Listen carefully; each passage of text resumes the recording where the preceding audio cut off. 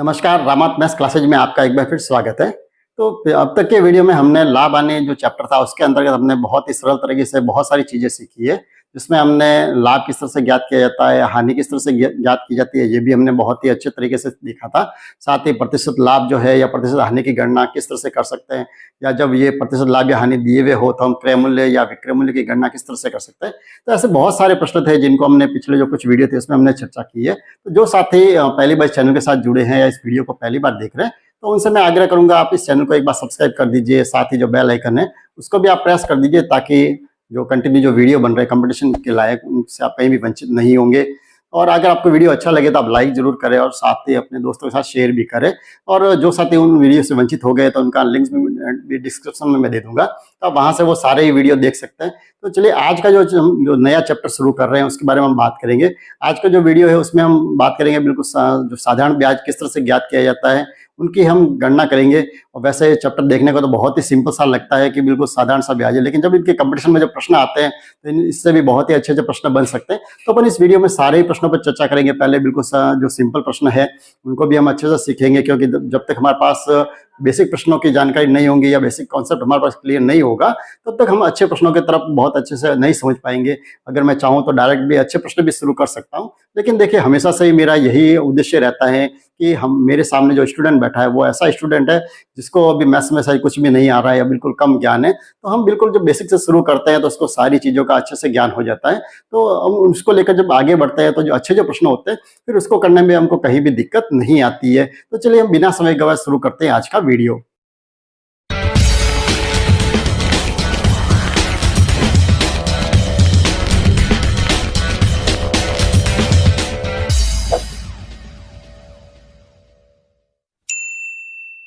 तो वीडियो की शुरुआत अपन बिल्कुल सिंपल सा करते हैं। सबसे पहले हमारा चैप्टर जो है वो क्या है, साधारण ब्याज या इसको सरल ब्याज, दोनों ही इसको शब्द आपको गाइड में आपको मिल जाएंगे। तो देखिए सबसे पहले तो हम ये समझते हैं वास्तव में ब्याज क्या चीज होती है, क्योंकि जब तक देखिए हमारे दिमाग में यही नहीं होगा कि ब्याज वास्तव में क्या है या इसकी गणना हम कैसे कर सकते हैं, तो इसके संबंधित जितने भी प्रश्न आएंगे, अच्छे प्रश्न भी आएंगे, प्रश्नों की भाषा भी कुछ अलग तरह से दी जाती है।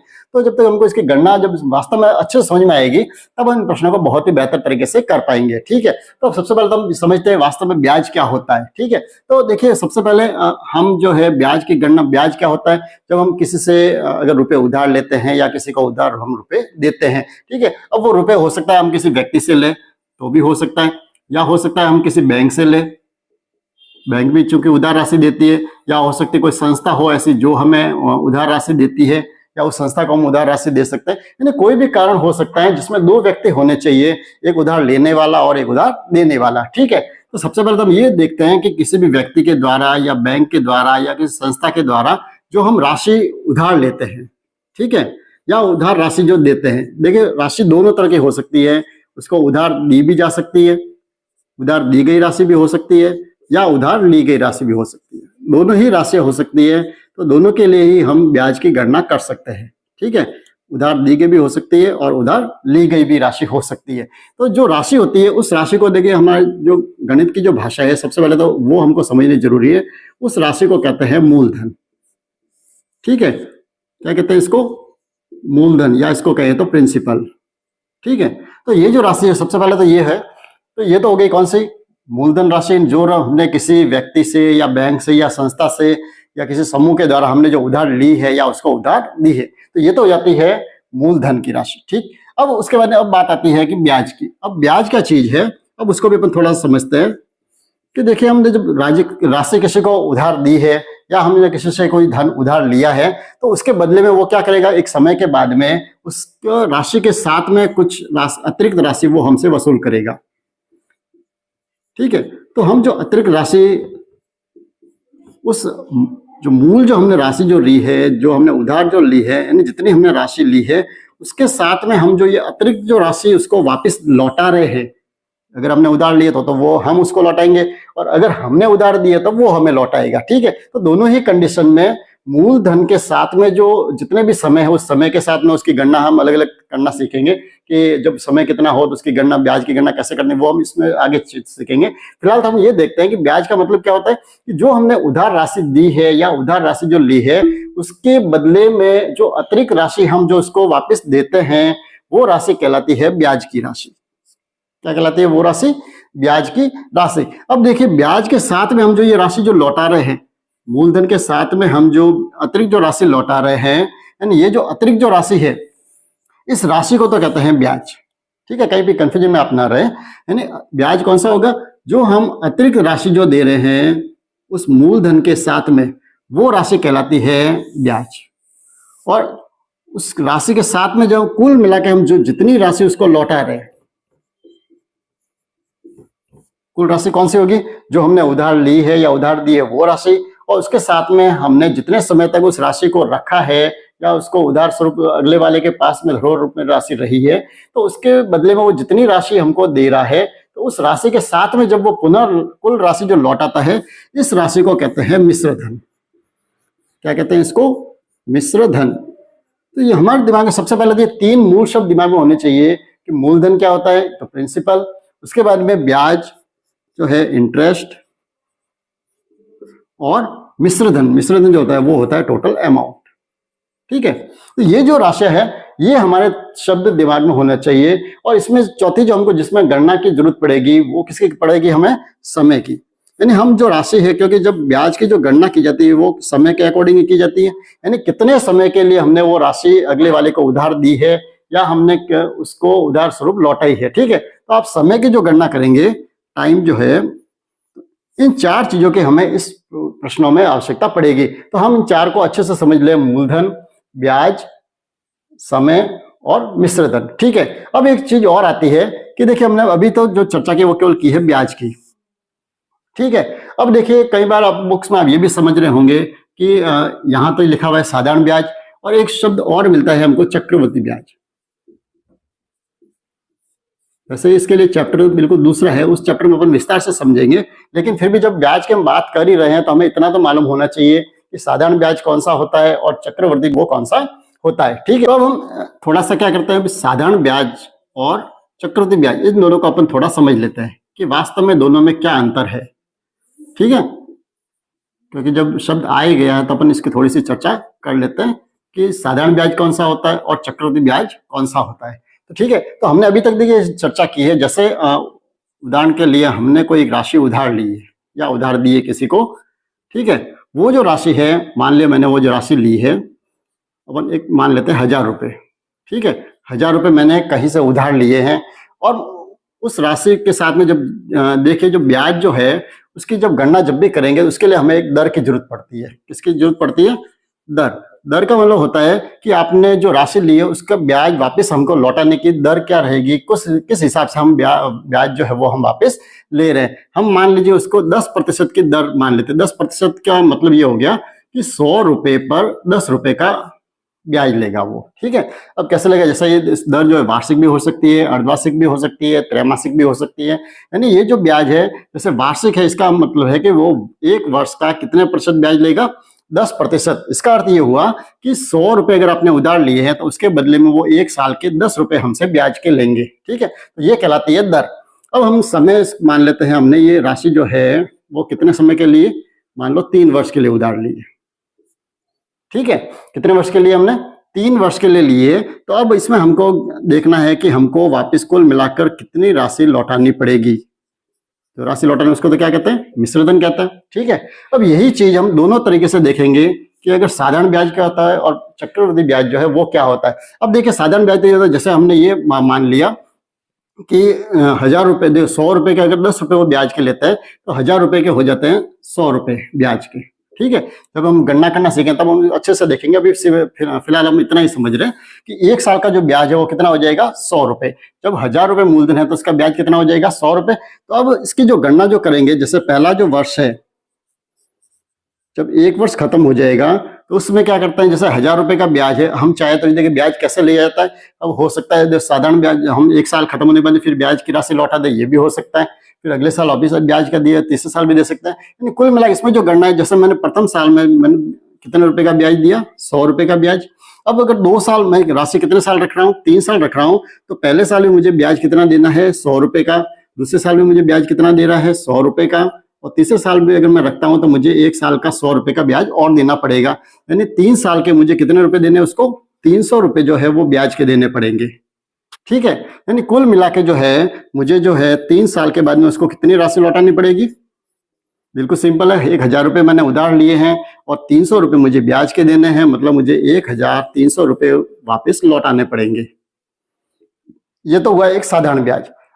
अब देखिए चक्रवृद्धि ब्याज क्या होता है, उसको भी अपन थोड़ा समझ लेते हैं। वैसे जब अपन चैप्टर को समझेंगे तो बहुत ही विस्तार से इसको समझेंगे, लेकिन थोड़ा सा मैं बता दूं, यानी इसमें होता क्या है कि चक्रवृद्धि ब्याज जो होता है वो देखिए जैसे पहले साल जो हुआ, पहला वर्ष जो है, पहले वर्ष का ब्याज देखिए दर वगैरह अपन वही मान रहे हैं, 1,000 रुपये हमने उधार लिए हैं, दर हमारी कितनी है 10% वार्षिक है और समय कितना है 3 वर्ष के लिए। लेकिन 1 साल के बाद जो ब्याज होगा वो कितना होगा, 100 रुपये हो गए।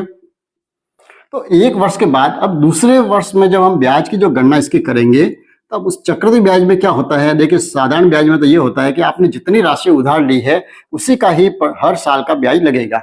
ठीक है, ये तो हुआ साधारण ब्याज। और चक्रवृद्धि ब्याज में क्या होता है, जैसे ही 1 साल खत्म हुआ, क्योंकि हम देखिए राशि तो कब लौटा रहे हैं, 3 साल के बाद में ले रहे हैं उधार, तो 3 साल बाद ही लौटाएंगे। अब इसमें ये हुआ कि हम जैसे 1 साल खत्म हुआ तो 1 साल का ब्याज कितना हो गया, 100 रुपये। अब ये जो 100 रुपये का ब्याज जो है वो उस मूलधन के साथ में जुड़ जाता है। यानी अब हमारी जो उधार राशि उसको लौटाने की जो राशि है वो दूसरे साल कितनी हो जाती है कि हमको 1,100 रुपये की राशि वापस लौटानी थी। 1 साल खत्म होते ये ब्याज क्या कर दिया, उसके अंदर उसने जोड़ दिया। यानी दूसरे वर्ष के लिए जो ब्याज जो हमारा लगेगा वो अगर साधारण ब्याज होता तो उसमें 1,000 रुपये पर ही हमारा ब्याज लगता। लेकिन चक्रवृद्धि ब्याज में क्या होता है, जो राशि जो अब जो नई जो राशि बन गई है वो क्या कितनी बन गई है, 1,100 रुपये। तो अब दूसरे वर्ष में जो ब्याज लगेगा वो किस पे लगेगा, 1,100 रुपये का जो है उस पर ब्याज की गणना करेंगे। अब जितने भी रुपए ब्याज आएगा वो ब्याज अलग आएगा।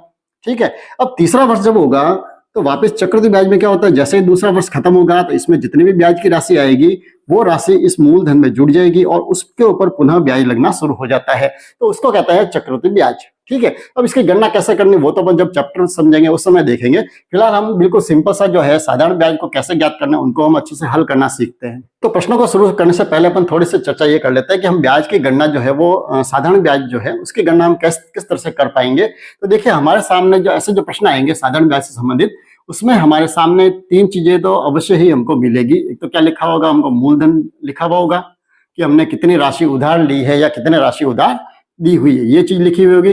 दूसरा जो होगा, हमने चर्चा की कि हम ब्याज जो है उसकी दर जरूर लिखी हुई होगी, प्रतिशत में लिखी हुई होगी। ठीक है, और तीसरा जो है वो क्या होगा, समय। ये 3 चीजें तो हमारे सामने अवश्य ही हमको लिखी हुई मिलेगी। ठीक है, अब जब नहीं मिलेगी तो उसको भी हम कैसे ज्ञात करें वो भी हम आगे सीखेंगे। तो फिलहाल तो हम ये बात करते हैं कि हमारे पास मूलधन है, अगर दर है और समय, ये तीनों चीजें जो दी हुई है तो हम उसके आधार पर हम साधारण ब्याज की गणना किस तरह से कर सकते हैं। तो बहुत सिंपल सा ही फॉर्मूला है, ये कक्षा हम 6 से पढ़ते आ रहे हैं तो ये तो सभी के दिमाग में भी है और जुबान पर भी स्पष्ट है। बहुत ही सिंपल सा फॉर्मूला है साधारण ब्याज करने का, ज्ञात करने का फॉर्मूला क्या है, बिल्कुल सिंपल सा है, मूलधन गुणा दर गुणा समय बट्टा 100। बिल्कुल सिंपल सा फॉर्मूला है, तो इसके द्वारा अपन साधारण ब्याज की गणना आसानी से कर पाएंगे। ठीक है, तो ये तो हुआ साधारण ब्याज ज्ञात करना। इसके अलावा अगर मूलधन ज्ञात करना हो तो भी उसका फॉर्मूला है, दर ज्ञात करना हो तो भी उसका फॉर्मूला है, या समय ज्ञात करना है उसका भी फॉर्मूला। देखिए बहुत सारे वीडियो में आपको ऐसे बताए होंगे, अगर मूलधन ज्ञात करना हो तो आप 100 इंटू ब्याज बट्टा दर इंटू समय लिखिए। तो क्या देखिए इतने सारे फॉर्मूले याद करने की कहीं आवश्यकता नहीं है, एक ही फॉर्मूले से हमारा सारा ही काम हो जाएगा। चाहे हमें मूलधन ज्ञात करना हो तब भी हम इसी फॉर्मूले का यूज कर रहे हैं, दर का ज्ञात करनी है तो भी यही चलेगा, समय ज्ञात करना है तो भी हमारा यही फॉर्मूला चलेगा। तो एक एग्जांपल से अपन साधारण ब्याज की गणना की शुरुआत करते हैं। एक हमारे सामने एक उदाहरण है, जैसे 4,000 रुपये पर 5% वार्षिक की दर से 3 वर्ष का साधारण ब्याज ज्ञात कीजिए। बिल्कुल सिंपल सा प्रश्न है। तो अब इसको हल करना है, हम ब्याज की गणना किस तरह से कर सकते हैं। देखिए सबसे पहले तो हम ये देखेंगे कि इसमें मूलधन कितना दिया हुआ है। तो देखिए रुपए जो लिखे हैं, जो राशि है वो क्या होती है, मूलधन होती है। तो यह मूलधन तो दिया हुआ है 4,000 रुपये। ठीक है, तो मूलधन तो कितना हो गया, 4,000 रुपये। उसके बाद में दर जो है वो कैसे दी हुई है, प्रतिशत में दी हुई है। देखिए 5% वार्षिक की दर से, तो दर कितनी दी हुई है यहाँ पर 5%, और समय जो दिया वो कितना दिया हुआ है 3 वर्ष। ठीक है, तो अब इसके आधार पर हम देखिए साधारण ब्याज ज्ञात करेंगे। तो हमें क्या करना है, बिल्कुल सिंपल सा काम करना है। मूलधन कितना है 4,000 रुपये गुणा दर कितनी है 5%, और समय जो है वो कितना है 3 वर्ष, और बट्टा 100।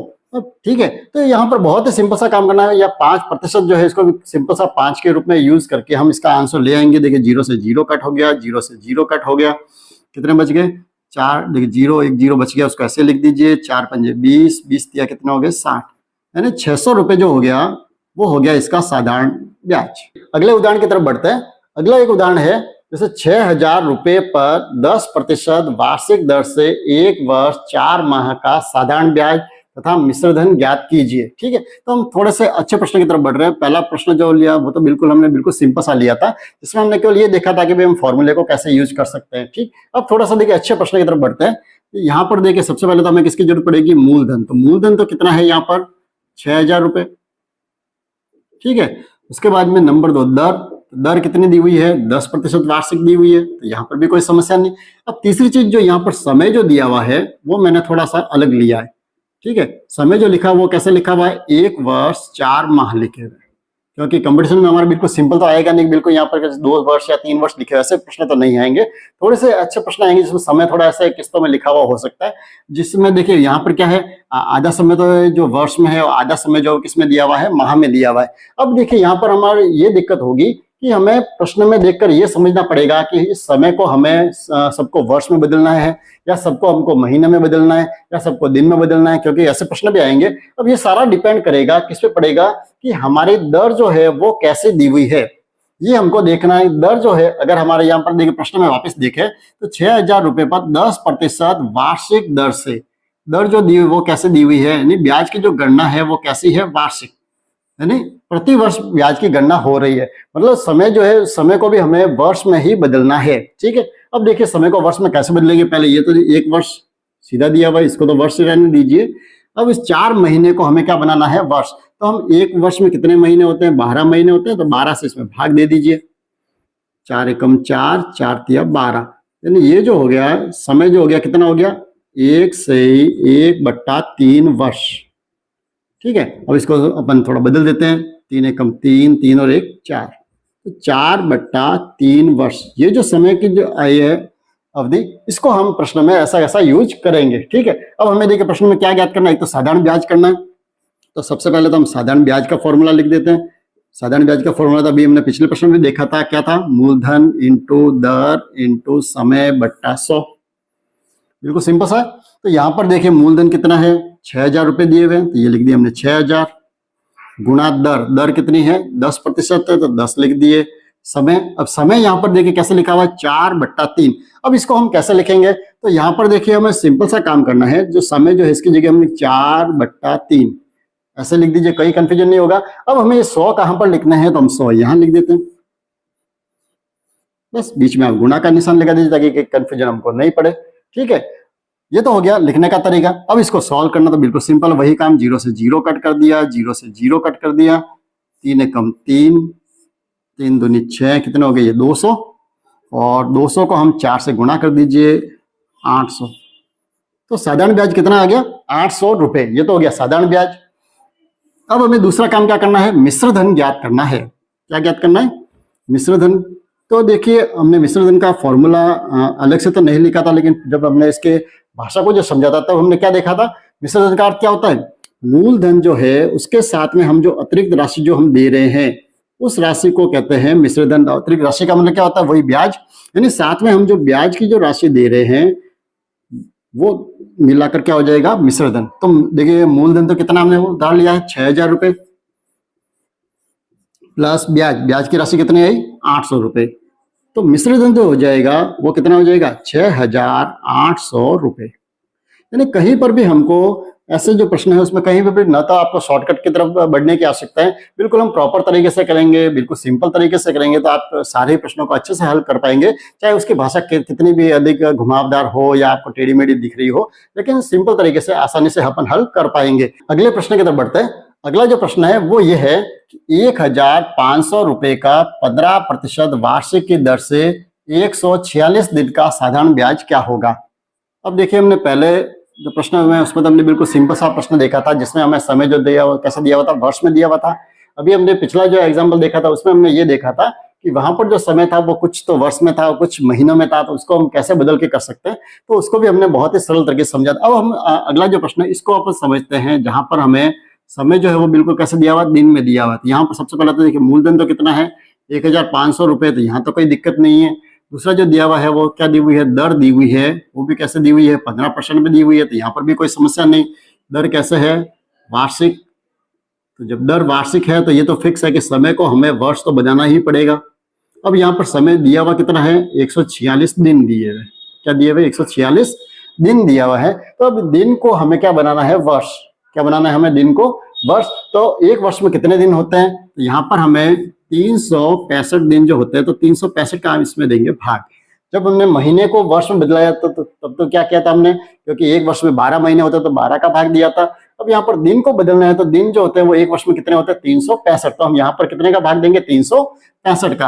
अब इसको 365 से भाग देने के लिए देखिए, अब ध्यान रखें, ऐसे जो प्रश्न जब भी आता है कंपटीशन एग्जाम में, तो लगभग ऐसे जो प्रश्न, उसमें संख्या जो बनेगी वो ऐसी बनती है, क्योंकि 365 जो है वो केवल किससे विभाजित है, 73 से। ठीक है, ये एक दिमाग में जरूर रखिए। देखिए ये कोई फिक्स नहीं है, हर बार मैं ये नहीं कह सकता कि जो संख्या जो ऐसी मिलेगी जो 73 से ही विभाजित होगी, लेकिन अधिकांश जो प्रश्न जो आते हैं उसमें लगभग ऐसी ही संख्या देते हैं, क्योंकि 365 उसमें किससे विभाजित है, केवल ये 5 से विभाजित होता है। उसमें जो 5 का हम जो भाग देंगे तो कितनी बार जाता है, 73 बार। यानी ये जो संख्या है केवल 73 और 5 से ही विभाजित है। ठीक है, तो लगभग आपको ऐसे ही संख्या मिलेगी जो 5 से विभाजित हो या दोनों 73 से विभाजित हो। अगर नहीं भी मिले तो फिर हम उसको ऐसा भी यूज करना हमको पड़ेगा। लेकिन यहाँ पर देखिए दोनों संख्या जैसे 146 लिखा हुआ, तो 146 देखिए 73 को हम किससे, 2 से अगर गुणा करेंगे तो हमें 146 मिल जाएंगे। ठीक है, और इसको 5 से गुणा करेंगे तो हमें 365 मिलेंगे। इसको जब सिंपल करेंगे तो 73 के पार्ट में 2 बार आएगा और 365 कितनी बार आएगा, 5 बार। यानी ये समय जो बदल जाएगा वो बदल जाएगा 2/5 वर्ष। ठीक है, लेकिन देखिए आप कहीं भी दिमाग में ये फिक्स नहीं करें कि सर ने बता दिया कि बिल्कुल नहीं, कोई भी संख्या ऐसी ही आएगी जो 73 से कट होगी, तो ऐसा आवश्यक नहीं है। लेकिन अधिकांश तो मैंने देखा है जितने भी कंपटीशन एग्जाम में जो प्रश्न आते हैं, जब समय को बदलना आता है, उसमें दिन को बदलना जो आता है, तो उसमें लगभग ऐसे ही योग दिया जाता है या ऐसा ही योग आपसे पूछा जाता है। कुछ समय ऐसे भी प्रश्न आएंगे जिसमें आपको समय अवधि दी हुई होगी कि इस तारीख से लगाकर इस तारीख के बीच का कितना समय हुआ, तो अगले प्रश्न में वो भी गणना कर लेंगे। ठीक है, तो फिलहाल तो मैं इसको ये देखते हैं, आगे बढ़ते हैं। अब हमें करना क्या है, इसमें साधारण ब्याज याद करना है। तो जब हमारे सामने तीनों ही चीजें स्पष्ट हो गई, तो अब तो हमें याद करना सिंपल सा ही है। सबसे पहले मूलधन गुणा दर गुणा समय बट्टा 100। ठीक है, मूलधन तो कितना है, 1500, दर कितनी है 15%, और समय कितना है 2/5। तो पिछले प्रश्न में जैसे अपने लिखा था वैसे ही यहाँ पर भी लिख देते हैं, और ये आ गए 100 यहाँ पर। ठीक है, ये गुणा का निशान यहाँ की जगह पर यहाँ लगा दीजिए। ठीक है, तब भी चलेगा। देखिए 1 0 से 1 0 कट हो गया, 1 0 से 1 0 कट हो गया, 5 एकम 5, 5 तिया 15। ठीक है, अब इनको गुणा कर दीजिए, 3 का 15 से गुणा कर दिया, कितना 15 तिया 45, 45 का 2 से गुणा कर दिया, 45 दूनी कितने हो गए, 90 रुपए जो हो जाएगा वो हो जाएगा इसमें ब्याज। तो अगले उदाहरण की तरफ बढ़ते हैं। तो अगला उदाहरण जो है उसमें यह है कि सुमित ने 29,200 रुपए की राशि 18 जनवरी 2024 को उधार ली। ठीक है, यदि साधारण ब्याज की दर 8% वार्षिक हो तो बताओ 21 जून 2024 को वो कितनी राशि लौटाएगा। तो इस प्रश्न में देखिए सबसे पहले एक तो यहाँ पर हमें क्या दिया हुआ है, मूलधन दिया हुआ है। मूलधन कितना दिया हुआ है, 29,200 रुपए। ठीक है, ये तो दिया हुआ है। अब यहाँ पर आगे क्या लिखा हुआ है कि उसने राशि जो है वो कब लिए, 18 जनवरी 2024 को उधार लिए। अब यहाँ पर देखिए समय तो नहीं दिया हुआ कि कितने महीने हैं या कितने वर्ष है, वो अपन बाद में चर्चा करेंगे। आगे जो है यदि साधारण ब्याज की दर जो है वो दी हुई है 8% वार्षिक दर है, वो तो दी हुई है, बिल्कुल सिंपल सी दी हुई है, तो यहाँ पर तो हमें कहीं भी दिक्कत नहीं होगी। ठीक है, अब यहाँ पर तीसरा जो काम वो हमें चाहिए वो क्या चाहिए, समय। अब समय की गणना हमें यहाँ पर करनी पड़ेगी। अब समय जो दिया हुआ कैसे दिया हुआ है, न तो यहाँ पर वर्ष में लिखा हुआ है, न महीने में लिखा हुआ है, और न दिन में लिखा हुआ है। ठीक है, तो यहाँ पर हमको इसको सबसे पहले तो देखिए समय अवधि जो है वो क्या दी हुई है, 11 जनवरी 2024 से हमें कहाँ तक गणना करनी है, 21 जून 2024 तक। ठीक है, तो अब यहाँ पर हम इसकी गणना कैसे करेंगे, हमें दिनों में ही गणना करनी पड़ेगी। सबसे पहले तो हम ये देखेंगे कि जनवरी में हमारे कितने दिन का ब्याज लगेगा, फरवरी जो है उसमें कितने दिन का ब्याज लगेगा, मार्च में कितने दिन का ब्याज लगेगा, फिर अप्रैल में कितने दिन का ब्याज लगेगा, फिर उसके बाद में हमें मई, और उसके बाद में जून।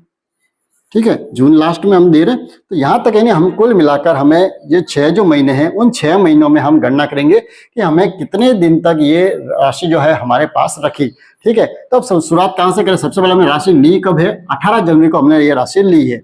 ठीक है। तो अब देखिए ब्याज की गणना जो करनी है वो कहाँ से करनी है।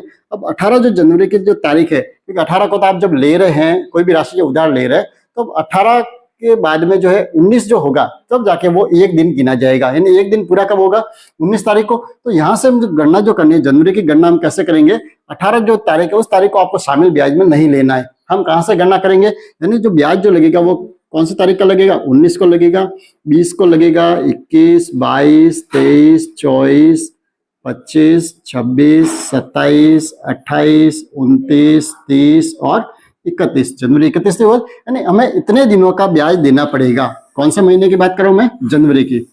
तो जनवरी में कुल मिला कितने दिन हो गए, 1, 2, 3, 4, 5, 6, 7, 8, 9, 10, 11, 12 और 13, यानी जनवरी में हमें कुल मिलाकर 13 दिन का ब्याज देना पड़ेगा। ठीक है। उसके बाद में बात करें फरवरी की, तो फरवरी में देखिए या तो 28 दिन या 29 दिन होता है। तो अब यहाँ पर हम वर्ष देखेंगे कौन सा वर्ष दिया हुआ है, 2024 यानी लीप ईयर है। तो सामान्य सी बात है कि उसमें कितने दिन होंगे, 29। तो 29 दिन का हमें ब्याज देना पड़ेगा। अब उसके बाद मार्च, तो मार्च तो बिल्कुल स्पष्ट है, कितने दिन का ब्याज लगेगा, 31 दिन का। उसके बाद में अप्रैल 30 दिन का ब्याज लगेगा। और उसके बाद में मई कितने, 31 दिन का ब्याज लगेगा। और अब बात करें हम जून की, तो अब जून में हम देखिए राशि कब लौटा रहे हैं उसको, 21 तारीख को। अब देखिए 21 तारीख को चाहे भले आप सुबह लौटाइए, चाहे दोपहर को लौटाए, भले शाम को लौटाए, लेकिन एक देखिए ब्याज की गणना जब की जाती है तो आप जिस दिन तारीख को लौटा रहे हो उस दिन को वो हमेशा शामिल गिनता है। ठीक है। तो यह स्पष्ट हो गया कि जून में जो हमें ब्याज कितने दिन का देना पड़ेगा, हमें पूरे 21 दिन का ब्याज देना पड़ेगा।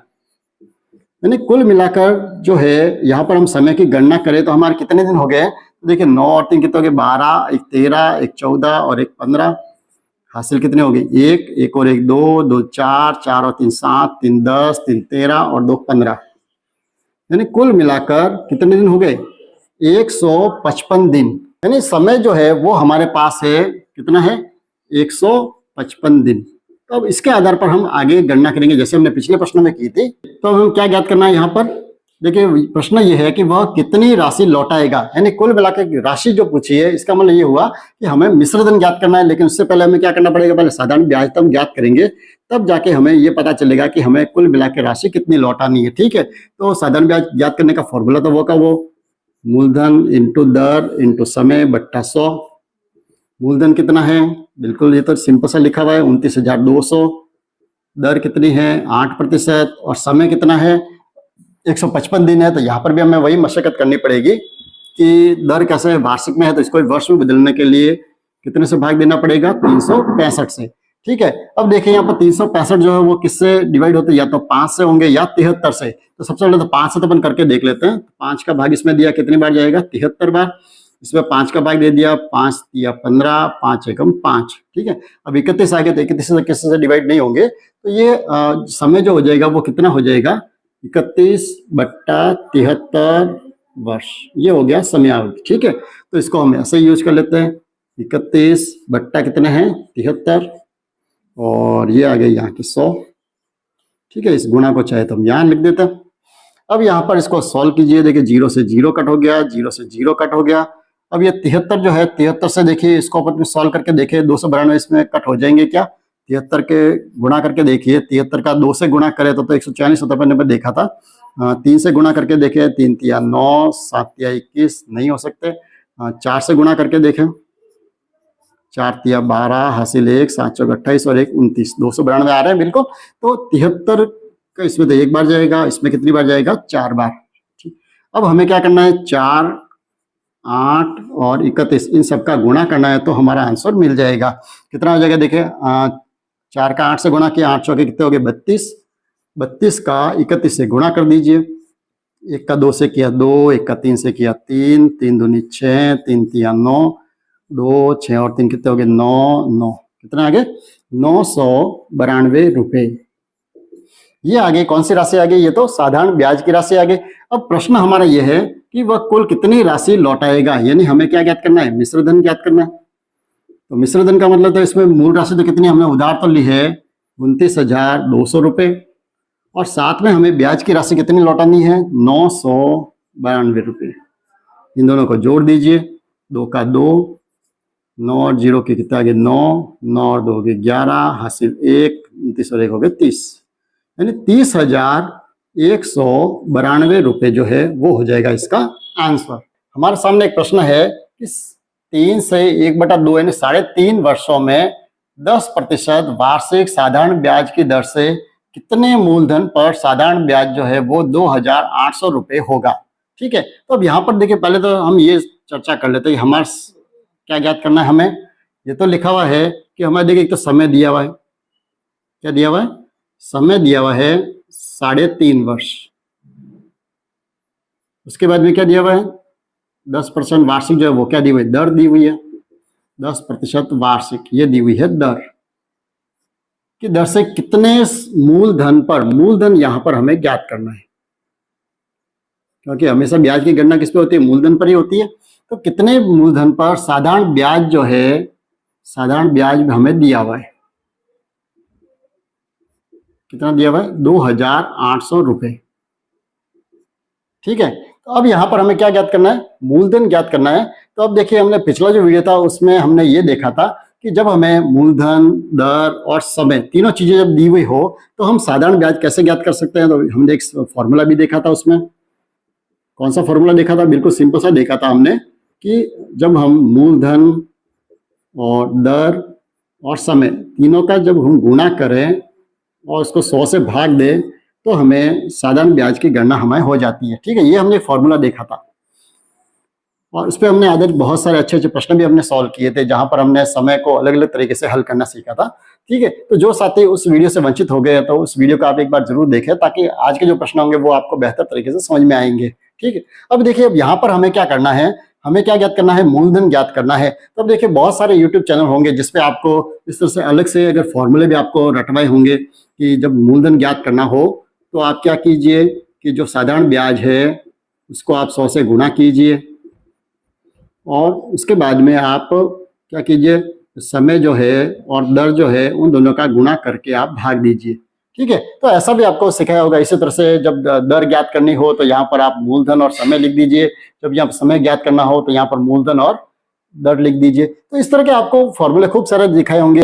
आपको यहाँ पर इतने सारे फॉर्मूले याद करने की कहीं आवश्यकता नहीं है, हम एक ही फॉर्मूले से सारे ही प्रश्नों को हल कर सकते हैं क्योंकि जब हम पक्षांतर करना जानते हैं तो हम अनावश्यक रूप से क्यों इतने फॉर्मूले अपने दिमाग में घुसेड़े, हम सिंपल सा एक ही फॉर्मूले से हम सारा ही काम कर सकते हैं। अब देखिए मैं ये नहीं कहता कि आप ये अगर फॉर्मूला याद भी कर लोगे जिससे आपके प्रश्न हल नहीं होंगे, बिल्कुल आप जब ये फॉर्मूला अगर आपको याद होगा बिल्कुल सिंपल सा आप बिल्कुल ऐसा कर सकते हैं, साधारण ब्याज को 100 से गुणा करके समय और दर का हम भाग देंगे तो हमारा आंसर आ जाएगा। ठीक है, लेकिन हम इतने उलझन में न रहकर हम सिंपल सा जब हमारा एक ही फॉर्मूला अगर हमारा याद हो तब भी हम ऐसे प्रश्नों को हल कर सकते हैं। कैसे करेंगे उसको भी हम अच्छे से देखें। तो यहाँ पर हमें देखें जो दिया हुआ हम उसको लिख देते हैं। सबसे पहले तो साधारण ब्याज जो है अगर ज्ञात करना होता तो हम सिंपल सा करते हैं। अब यहाँ पर हमें साधारण ब्याज दिया हुआ है, कितना दिया हुआ है, 2,800। तो हम यहाँ साधारण ब्याज की जगह लिख देंगे 2,800 रुपये बराबर मूलधन कितना है। देखिए मूलधन हमें ज्ञात करना है तो इसकी जगह चाहे तो हम x लिख सकते हैं या वाली p लिख दीजिए। प्रिंसिपल का मतलब क्या होता है, मूलधन ही होता है। और दर कितनी है, 10%, तो यहाँ 10 लिख दिया। समय कितना है, 3.5 वर्ष। तो अब इसको आप थोड़ा सा चेंज कर दीजिए। देखिए 3 दूनी 6, 6 और कितने हो गए, 7/2 वर्ष। इसको हम ऐसे बदल के लिख सकते हैं। ठीक है, तो इसकी जगह हमने क्या लिख दिया, समय की जगह लिख दिया हमने 7/2 और ये बट्टा क्या है 100। ठीक है, अब हम देखिए पक्षांतर करना तो जानते ही, चलिए यहाँ 0 से 0 कट कर देते तो सिंपल हो जाएगा थोड़ा। अब हमें ज्ञात क्या करना है, हमें p का मान ज्ञात करना है। तो हम क्या करेंगे, बाकी सबका आप पक्षांतर कर दीजिए। अब पक्षांतर कैसे करना है, तो देखिए सबसे पहले तो हम ये देखें जो भाग में दिया हुआ है कौन सा है, भाग में 10 और 2 दोनों भाग में, तो इन दोनों को हम ले लेते हैं यहाँ गुणा में। 10 को भी गुणा में ले लिया, 2 को भी गुणा में ले लिया, और जो यहाँ गुणा में दिया हुआ p के साथ में कौन है 7, इसको हम ले लेते हैं भाग में। ठीक है, अब इसको सॉल्व कर दीजिए। 7 एकम 7, 7 चौके 28, 400 हो गए। 400 का 10 से गुणा कर दिया, कितने हो गए 4000। 4000 का 2 से गुणा कर दिया, कितने हो गए 8000। ये आ गया p का मतलब क्या होता है, प्रिंसिपल यानी मूलधन। हमारा जो है मूलधन हमें ज्ञात हो जाएगा, कितना हो जाएगा, मूलधन कितना है 8000 रुपये। यानी कहीं भी हमें अन्य फॉर्मूलों की आवश्यकता नहीं पड़ेगी अगर हम पक्षांतर करना बेहतर तरीके से जानते हैं। ठीक है, अगले प्रश्न की तरफ बढ़ते हैं। अगला प्रश्न है कि किस ब्याज की दर से 5,000 रुपये पर 2 वर्ष का मिश्र धन 5,500 रुपये हो जाएगा। अब देखिए पहला जो प्रश्न है उसमें हमने क्या ज्ञात किया था कि मूलधन कैसे ज्ञात करते हैं वो हमने देखा था। अब इस प्रश्न में अपन ये देखेंगे कि हमें प्रश्न में दर ज्ञात करनी है। क्या ज्ञात करनी है, यहाँ पर हमें दर ज्ञात करनी है। ठीक है, अब यहाँ पर देखिए 500 रुपए दिए हुए हैं। 500 रुपए तो क्या है, मूलधन। मूलधन तो कितना दिया हुआ है, 5000 रुपए। इसके साथ में हमें 2 वर्ष का समय भी दिया हुआ है। समय कितना दिया हुआ है, 2 वर्ष। और उसके साथ में हमें ये लिखा हुआ है मिश्र धन भी दिया हुआ है। मिश्र धन का मतलब क्या होता है, हमने पिछले वीडियो में भी अच्छे से समझा है कि मिश्र धन का मतलब होता है जब हम मूलधन जो है उसमें जब ब्याज की राशि को हम जोड़ देते हैं तब जाके हमें मिश्र धन प्राप्त होता है। ठीक है, तो अब इतनी अगर हमें जानकारी होगी कि मिश्र धन का अर्थ क्या होता है, इसमें मूलधन के साथ में जो ब्याज की राशि भी शामिल होती है। तो अब यहाँ से देखिए प्रश्न जो है वो मिश्र धन से हमारा फॉर्मूला ऐसा कोई हमारे पास नहीं है कि हम इसको डायरेक्ट इसको सॉल्व कर सकते हैं। यानी हमारे पास फॉर्मूला तो सिंपल सा एक ही फॉर्मूला है जो हमने पिछले प्रश्न में भी देखा था। क्या था हमारे पास, साधारण ब्याज का फॉर्मूला है। क्या है फॉर्मूला, वही मूलधन इंटू दर इंटू समय बट्टा 100। सिंपल सा फॉर्मूला। तो अब यहाँ पर हमें देखिए ऐसे जो प्रश्न सब में हमें ब्याज की जरूरत तो जरूर पड़ेगी। ठीक है, चाहे मिश्र धन दिया हुआ हो तो भी हमें ब्याज की जरूरत पड़ेगी। तो सबसे पहले तो हम यहाँ पर ब्याज की गणना कर लेते हैं कि ब्याज कितना होगा। तो देखिए मूलधन तो कितना है 5000 रुपए और मिश्र धन कितना है 5500। यानी इसके साथ में मूलधन के साथ में ब्याज जो है वो जुड़ा हुआ है।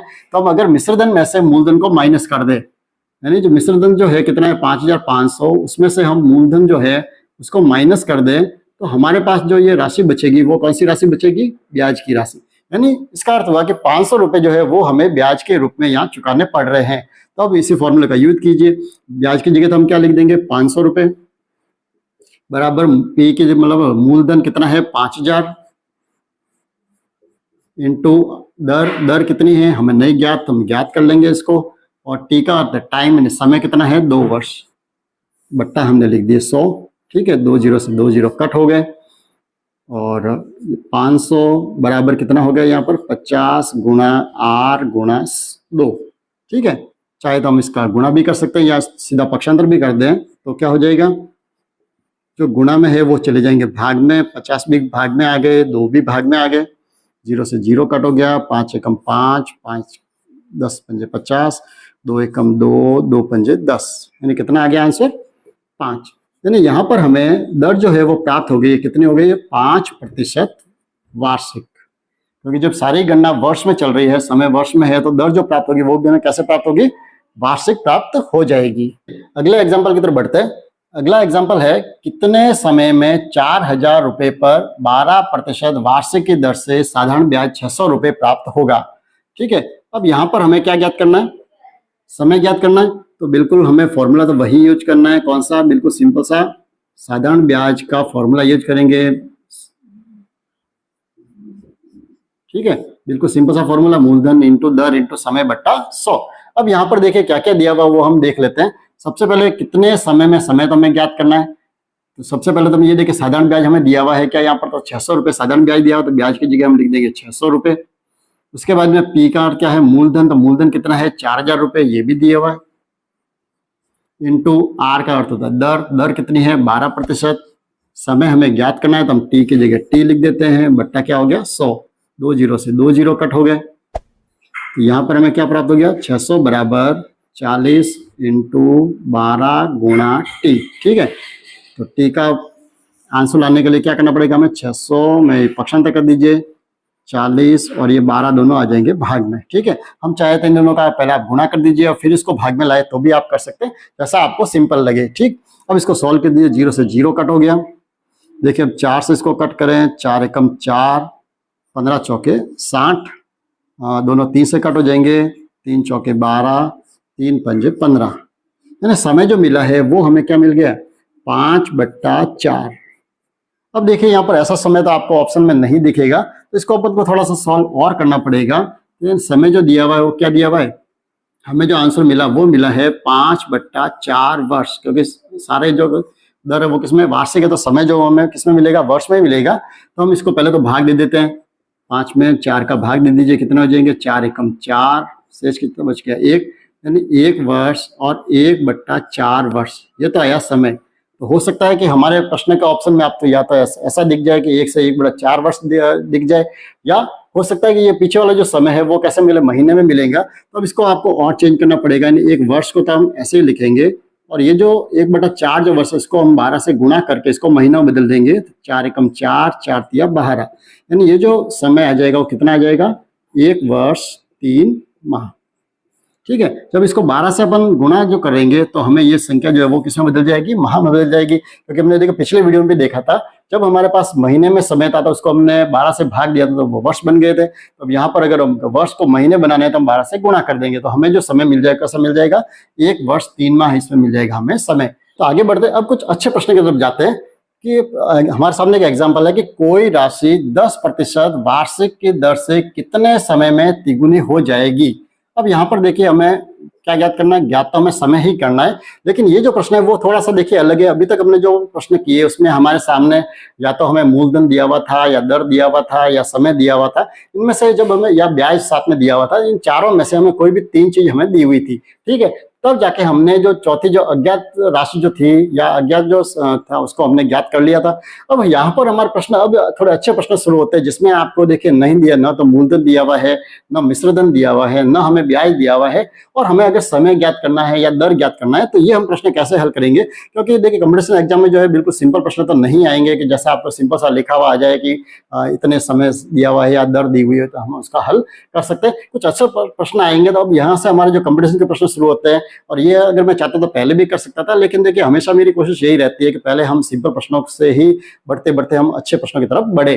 ठीक है, तो चलिए इस प्रश्न की तरफ वापस लौटते हैं। हमारे सामने एक प्रश्न ये है कि कोई राशि 10% की दर से, अब दर तो यहां पर हमें दी हुई है, कितनी दी हुई है, 10% वार्षिक दर हमें दी हुई है। ठीक है, और क्या ज्ञात करना है, हमें समय ज्ञात करना है। तो फॉर्मूला तो हमें बिल्कुल वही लगा देंगे, हम बिल्कुल सिंपल सा लगा लेंगे। हमें समय ज्ञात करना है तो हम लगा सकते हैं, लेकिन साथ में हमें देखिए जब भी हमें प्रश्न ऐसे आए जिसमें आपको दर दी हुई हो, लेकिन ये तो हमें पता नहीं चलेगा कि दर जो है 10% अब किस गणना में इसको करने किस पर है। ना तो हमें मूलधन दिया हुआ है, ना हमें मिश्रधन दिया हुआ है, ना हमें ब्याज दिया हुआ है। तो ऐसे जब भी प्रश्न आए तो हम इसको देखिए करने के बहुत सारे तरीके, और अपन सारे तरीकों पर चर्चा करेंगे कि इन प्रश्नों को कैसे। सबसे पहला तरीका तो अपन देखिए ये करें कि जो चीज हमें नहीं ज्ञात है तो हम उसको x मान के कर लें। कैसे करें, हम x मान के करेंगे। तो सबसे पहले तो हम, अब जब ऐसे प्रश्न जो आते हैं तो उसमें हम किसको मानेंगे, क्योंकि सारी गणना किस पे होती है, मूलधन पर होती है। तो हम मूलधन को ही x मान लेंगे कि हमने क्या माना कि हमारे सामने कितनी राशि है, x रुपए हमारे सामने मूलधन हो गया। अब ये प्रश्न ये है कि कोई राशि 10% की दर से कितने समय तो हमको नहीं पता है, लेकिन ये जरूर लिखा हुआ है कि ये राशि जो कितनी हो रही है, तिगुनी हो रही है। अब देखिए यहाँ पर ये हो रहा है कि मूलधन तो कितना है, x रुपए है, तो ये आगे बढ़कर कितने रुपए हो रहे हैं, 3x। 3 गुना का मतलब इसके कितने बन जाएंगे, 3 गुना हो गए 3x हो जाएंगे। यानी ये जो राशि है अब ये 3 गुना जो हो रही है, तो ये देखिए पड़ी पड़ी तो होगी नहीं। इतना तो हमको पता है, जैसे कोई भी राशि है वो अगर 10% वार्षिक दर से जो राशि अगर बढ़ रही है तो ये तो हमारे दिमाग में होना चाहिए, राशि जो बड़ी है वो कौन सी बड़ी है, यानी बीच का जो गैप है, जो राशि बढ़ने का गैप है वो क्या चीज है, ब्याज। क्योंकि हर साल हमें जो ब्याज मिलेगा वो ब्याज मिलकर ही तो हमें जाके आगे उसका जो 2 गुना या 3 गुना या 4 गुना जो हो रहा है वो कौन सी राशि हो रही है, ब्याज की राशि हो रही है। तो हम सबसे पहले तो यहाँ से हम ये पता लगा लें कि अगर मूलधन x रुपए है और मिश्रधन जो वो कितना बन रहा है, 3x बन रहा है, इसका अर्थ हुआ कि ब्याज कितना हुआ, 3x में से हम इस x को माइनस कर दीजिए, यानी 2x जो है वो रुपए हो गए हमारे ब्याज के। ठीक है, अब ये कितने समय में हुआ है तो वो समय तो हम ज्ञात कर लेंगे। ठीक है, देखिए हमारे सामने 3 चीज होनी चाहिए। तो हमारे सामने देखिए अब दर भी है, मूलधन भी है और ब्याज भी है, तो इससे अपन समय ज्ञात कर सकते हैं। फॉर्मूला वही लगेगा, कौन सा, साधारण ब्याज वाला, जो हमने पिछले प्रश्नों में देखा है वैसा ही अपन इसको यूज करेंगे। साधारण ब्याज बराबर क्या होता है, मूलधन इंटू दर इंटू समय बट्टा 100। ठीक है, अब साधारण ब्याज कितना है, तो साधारण ब्याज हमने देखा है कितना आया हमारा 2x, तो यहाँ हम लिख देंगे 2x। फिर मूलधन कितना हमने माना है, x माना है, तो मूलधन की जगह आ गया x। फिर r दर कितनी है 10%, तो यहाँ 10 लिख दिए, इंटू t बट्टा क्या है 100। ठीक है, 0 से 0 तो मैंने कट कर दिया।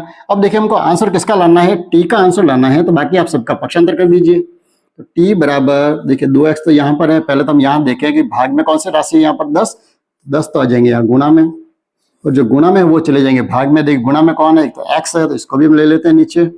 यहाँ पर 0 कट कर दिया, एक ही बचा, यानी केवल x से नीचे आया, तो इस x से x हमने कट कर दिया।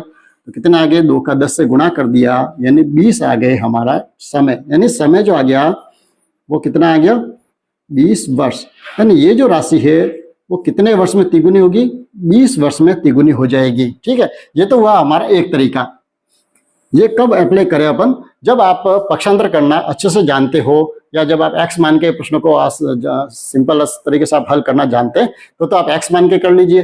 लेकिन हो सकता है कि ये चीजें मैंने अक्सर देखी है, बच्चों के दिमाग में ये चीजें थोड़ी मुश्किल से आती है, उनको थोड़ा इसमें करने में असहज महसूस करते हैं कि हम एक्स के रूप में ऐसे करें, कहीं में उलझन में। जैसे यहाँ समस्या ये आती है कि एक्स भी है और टी भी है, तब किसका पक्षांतर करना है, क्योंकि ज्यादातर हम क्या करते हैं, जैसे प्रश्न जाते हैं अपन एक्स के वैल्यू ही निकालते हैं, तो हम एक्स में जब जैसे पक्षांतर करें कि चूक जाए, तो जब मेरा ये मानना है कि ऐसे जो प्रश्न आते हैं ना जो ब्याज वाले, तो उसमें आप कोशिश करें कि इनको अपन एक्शन नहीं करें। ठीक है, लेकिन ये भी नहीं है कि ये बिल्कुल अच्छा तरीका नहीं है, आप इससे आंसर नहीं ला सकते, बिल्कुल आपका आंसर इससे भी जरूर आएंगे। चलिए दूसरा तरीका से अपन थोड़ा इसको और करने की कोशिश करते हैं, और मुझे लगता है कि वो तरीका आपके लिए इससे ज्यादा आपको अच्छे से समझ में आएगा। ठीक है, अब वो तरीका क्या है, बिल्कुल देखिए तरीका तो यही होगा करने का, लेकिन हम इसमें क्या करेंगे, जहां पर हमको मानना तो किसी को, वही मूलधन को ही हम मानेंगे, क्योंकि प्रश्न जो शुरू होगा वो शुरू तो कहां से होगा, मूलधन से ही होगा। तो यहाँ पर तो हमने मूलधन को क्या माना, एक्स मान के हमने शुरू किया है। इसके बजाय अपन इस मूलधन को 100 रुपए मानकर करें, क्योंकि रुपए में अक्सर जो गणना होती है वो थोड़ी सिंपल भी लगती है और अपन जल्दी कर पाते हैं। ठीक है, तो हम ये प्रश्न को देखिए अब यहाँ से आप शुरू करें कि मूलधन तो हमने कितना मान लिया, 100 रुपए मान लिया। अब कोई राशि का जो है 10% की दर तो वो की वो है, तो यहाँ वैसे अगर न लिखे तो भी चलेगा, लिख देते चले। दर कितनी है, 10% वार्षिक। और कोई राशि, तो राशि तो हमने क्या मान ली, 100 रुपए मान ली, तो कोई राशि 10% की दर से कितने समय में, समय तो हमें ज्ञात करना है, तिगुनी हो जाएगी। वही तिगुनी का मतलब क्या हो गया, मिश्रधन। तो मिश्रधन कितना हो गया, इसका तिगुना कर दीजिए, 100 रुपए है तो इसका 3 गुना कितना हो जाएगा, 300 रुपए। तो अब यहां से हम ब्याज की गणना करेंगे जैसे उसमें की थी, तो कितना हो गया, 300 में से हम ये मूलधन घटा देंगे, यानी 200 रुपए जो आ गया वो तो आ गया ब्याज, ब्याज की राशि आ गई। तो अब यहां से हम अगर वो साधारण ब्याज वाला फॉर्मूला लगाए तो हमें देखिए एक्स के झंझट में पढ़ने की आवश्यकता नहीं पड़ेगी और हमारा आंसर थोड़ा जल्दी आ जाएगा। वही फॉर्मूला क्या है, मूलधन इंटू दर इंटू समय बट्टा 100। साधारण ब्याज कितना है, 200 रुपए। मूलधन कितना माना हमने, 100 रुपए। दर कितनी है, 10%। टी कितना है हमें ज्ञात करना है, बट्टा कितना हो गया, 100। तो देखिए 2 जीरो से 2 जीरो कट हो गए, यहाँ पर क्या बच गए, 200 बराबर 10 टी। तो टी का आंसर क्या हो जाएगा, 200 में 10 का पक्षांतर कर दिया, भाग में आ गया, 0 से 0 कट हो गया, और टी की जो वैल्यू आ गई वो कितनी आ गई है, 20 वर्ष। तो मुझे लगता है कि आप एक्स की बजाय अगर 100 रुपए मानकर करेंगे तो हमारा आंसर थोड़े जल्दी आएंगे। अब चलिए देखिए, कुछ आपके यूट्यूब जो चैनल होंगे उस पर आपको ऐसा ही बता रहे होंगे कि ऐसे जो प्रश्न आए तो उसमें आप अनावश्यक समय खर्च मत कीजिए और बिल्कुल शॉर्टकट तरीके से भी ये प्रश्न हो जाएगा। तो बिल्कुल ऐसे जो प्रश्न है, क्योंकि देखिए अधिकांश तो मैं हर वीडियो में यही कहता हूँ कि आप शॉर्टकट की तरफ ज्यादा मत दौड़िए, क्योंकि देखिए कई बार शॉर्टकट जो होते हैं वो हमको प्रश्नों में उलझा देते हैं। लेकिन जब सिंपल से जो प्रश्न आए, जब ऐसे प्रश्न आए जिसमें द्विगुनी हो रही है, तिगुनी हो रही है, 4 गुना हो रही है, ऐसे जो राशि है तो उसमें आप बिल्कुल शॉर्टकट को यूज कर सकते हैं, आपका आंसर जल्दी आ सकता है। तो अपन थोड़ी सी उस पर भी चर्चा कर ले कि इसको शॉर्टकट से अगर अपन भी करना चाहे तो इसको अपन कैसे कर सकते हैं। तो देखिए, जब हमें ऐसे प्रश्न आए, जब हमें राशि न दी हुई हो और केवल ये लिखा हो कि वो राशि जो है 3 गुना या 4 गुना बढ़ रही है, और हमें क्या ज्ञात करना है, यहाँ पर समय ज्ञात करना है, तो हम समय को सीधा ही ज्ञात कर सकते हैं। क्या करना है हमको, सबसे पहले तो हमें ये राशि जो कितने गुना बढ़ रही है वो n हो जाएगा, उसमें से हमको एक माइनस करना है, और बट्टा में आपको क्या लिखना है, यहाँ पर दर लिखनी है, और इंटू करना है आपको 100। ठीक है, इससे आपका आंसर आ जाएगा। इतना सा ही काम करें तो आपका आंसर जल्दी से आ सकता है। अब देखिए कितनी है, पहले तो ये हम देखें कि राशि कितने गुना हो रही है, 3 गुना, तो n की जगह हम लिख देंगे 3 माइनस 1 बट्टा r। दर कितनी है, 10, गुणा में हमने लिख दिए 100। ठीक है, 3 में से 1 माइनस कर दिया, 2 बट्टा 10 गुणा 100, 0 से 0 कट हो गया, और ये कितने आ गए, 20 वर्ष आ गया आंसर। ठीक है, तो ऐसे जो प्रश्न बिल्कुल अगर सिंपल प्रश्न आए सीधी भाषा में, तब तो हम ये शॉर्टकट से इस प्रश्न को करें तो हमारा आंसर जल्दी आ सकता है बिना अपन गणना किए कर सकते हैं, लेकिन अधिकांश मैं ये सजेस्ट करूंगा कि अपन किसी भी प्रश्न को करें तो हम प्रॉपर तरीके ही सीखें तो ज्यादा बेहतर रहता है। क्योंकि हो सकता है देखिए प्रश्न में आपको पहले तो ऐसे लगे कि बिल्कुल सर ने तो ये सिखाया कि समय जब ज्ञात करना हो तो हम ऐसे करेंगे तो हमारा आंसर आ जाएगा, लेकिन कई बार उसे जो प्रश्न में जो भाषा जो है उसको अगर बदल दिया जाए, अब यहाँ पर देखिए अगर ये 3 गुना जैसे लिखा हुआ है, इसके जगह ये लिख दिया जाए कितने समय में 3 गुना ब्याज कमाया जा सकता है। अब इसमें शब्द तो थोड़ा सा ही जुड़ेगा कि 3 गुना ब्याज हो जाएगा। अब जो अगर मैं ब्याज 3 गुना लिख दूं तो मुझे ये फॉर्मूला जो है हमारे कोई काम नहीं आएगा। इसलिए आप सबसे बढ़िया तो यही रहेगा कि आप जो इससे पहले हमने जो 2 तरीके देखे हैं, या तो आप x मान के करें, और यह सबसे अच्छा तरीका है कि हम मूलधन को 100 मान के प्रश्न करेंगे तो हमें शायद जरूरत नहीं पड़ेगी ऐसे शॉर्टकट की। ऐसे एक और प्रश्न की तरफ बढ़ते हैं। अब प्रश्न हमारे सामने ये है कि कोई धन किस दर पर 4 वर्ष में दुगना हो जाता है। अब देखिए वहां पर तो हमें क्या ज्ञात करना, समय ज्ञात करना था, और यहाँ पर हमें क्या ज्ञात करनी है, दर ज्ञात करनी है। तो बिल्कुल तरीका तो हमारा वही रहेगा, या तो हम इसको पहले क्या करें, वही x मान के करें, और या दूसरा तरीका जो मैंने बताया था कौन सा, 100 मानकर, तो हम 100 मानकर ही इस प्रश्न को हल करने की कोशिश करते हैं। अगर हम x से करेंगे तो भी हमारा आंसर तो आ जाएगा, लेकिन ज्यादा बेहतर तरीका कौन सा है, 100 रुपये मानकर। तो हम सबसे पहले तो क्या करेंगे, इसको मानना है हमें, मूलधन को। तो सबसे पहले तो मैंने मान लिया मूलधन जो है वो कितने मान लिया हमने, 100 रुपये। ठीक है, क्योंकि इससे हमारा आंसर थोड़े अच्छे समझ में भी आता है और प्रश्न भी अपन हल जल्दी कर पाते हैं। तो मूलधन तो कितना हो गया, 100 रुपये। अब एक किस दर पर दर हमें ज्ञात करनी है, और समय कितना दिया हुआ है, 4 वर्ष। समय तो हमें दिया हुआ है 4 वर्ष। ठीक है, और ये लिखा हुआ है कि दुगना हो जाता है। दुगने का मतलब क्या हो रहा है, वो मिश्रधन हो रहा है। तो मूलधन अगर 100 रुपये है तो उसका डबल कितना हो जाएगा, 200 रुपये हो गया मिश्रधन। यानी हम गणना करें तो ब्याज हमें कितना मिल जाएगा, मिश्रधन में से हम मूलधन को माइनस कर देते हैं, यानी 100 रुपये जो है वो हो गया हमारा ब्याज। ठीक है, अब हमें ये गणना करनी है कि ये कौन सी दर है या कितने प्रतिशत की दर से ये 4 वर्ष में दुगना हो जाएगा। तो फॉर्मूला तो हमारा वही एक ही फॉर्मूला हम यूज करेंगे जो हमने इतने सारे प्रश्नों में यूज किया है, शायद अब तो आपको याद भी हो गया होगा, मूलधन इंटू दर इंटू समय बट्टा 100। ठीक है, तो ब्याज कितना है, ब्याज की राशि तो है 100 रुपये, बराबर मूलधन कितना है, ये भी 100 रुपये। दर कितनी है हमें ज्ञात करनी है, समय कितना दिया हुआ है 4 वर्ष, बट्टा हो गए 100। तो 2 जीरो से 2 जीरो कट हो गए। ठीक है, तो r बराबर क्या हो जाएगा, 100, 4 गुना में है, यहाँ भाग में आ जाएंगे, कट कर दिया, कितना हो गया 25। यानी r जो है, यानी रेट जो है, दर जो है वो आ गई हमारी 25% वार्षिक। यानी बिल्कुल सिंपल है, 100 मानकर अपन करें तो भी आंसर आ जाएंगे। और आप चाहते हैं कि नहीं हम तो जो आपने जो ट्रिक बताया था उस ट्रिक से ही करेंगे, शॉर्टकट तरीके से ही करेंगे, तो जैसे हमने समय ज्ञात करना सीखा था वैसे वैसे हम दर भी ज्ञात कर सकते हैं। तो देखिए दोनों का फॉर्मूला बिल्कुल सेम ही है, जितने गुना बढ़ रही है उसमें से आप एक माइनस कर दीजिए। बट्टा क्या लिखना है, वहां हमने दर को माइनस किया था, बट्टा में भाग में हमने दर को लिखा था, यहाँ समय को लिख दीजिए इंटू 100। यानी दोनों के लिए एक ही तरीका, अगर दर ज्ञात करनी है तो समय को यहाँ लिख दीजिए, समय को ज्ञात करना है तो हम दर को यहाँ लिख देंगे। ठीक है, तो इससे हमारा आंसर वैसे जल्दी आ जाएगा। देखिए एन का मतलब कितने गुना हो रहा है, 2 गुना, तो यहाँ हमने एन की जगह लिख दिया 2 माइनस 1 बट्टा समय, समय कितना दिया हुआ है 4 वर्ष, और इंटू हो गया 100। तो 2 में से 1 माइनस कर दिया, 1 बट्टा 4 गुणा 100, गुणा भाग दे दीजिए, कितना आ गया 25। यानी दर जो आ जाएगी वो कितनी आ जाएगी, 25%।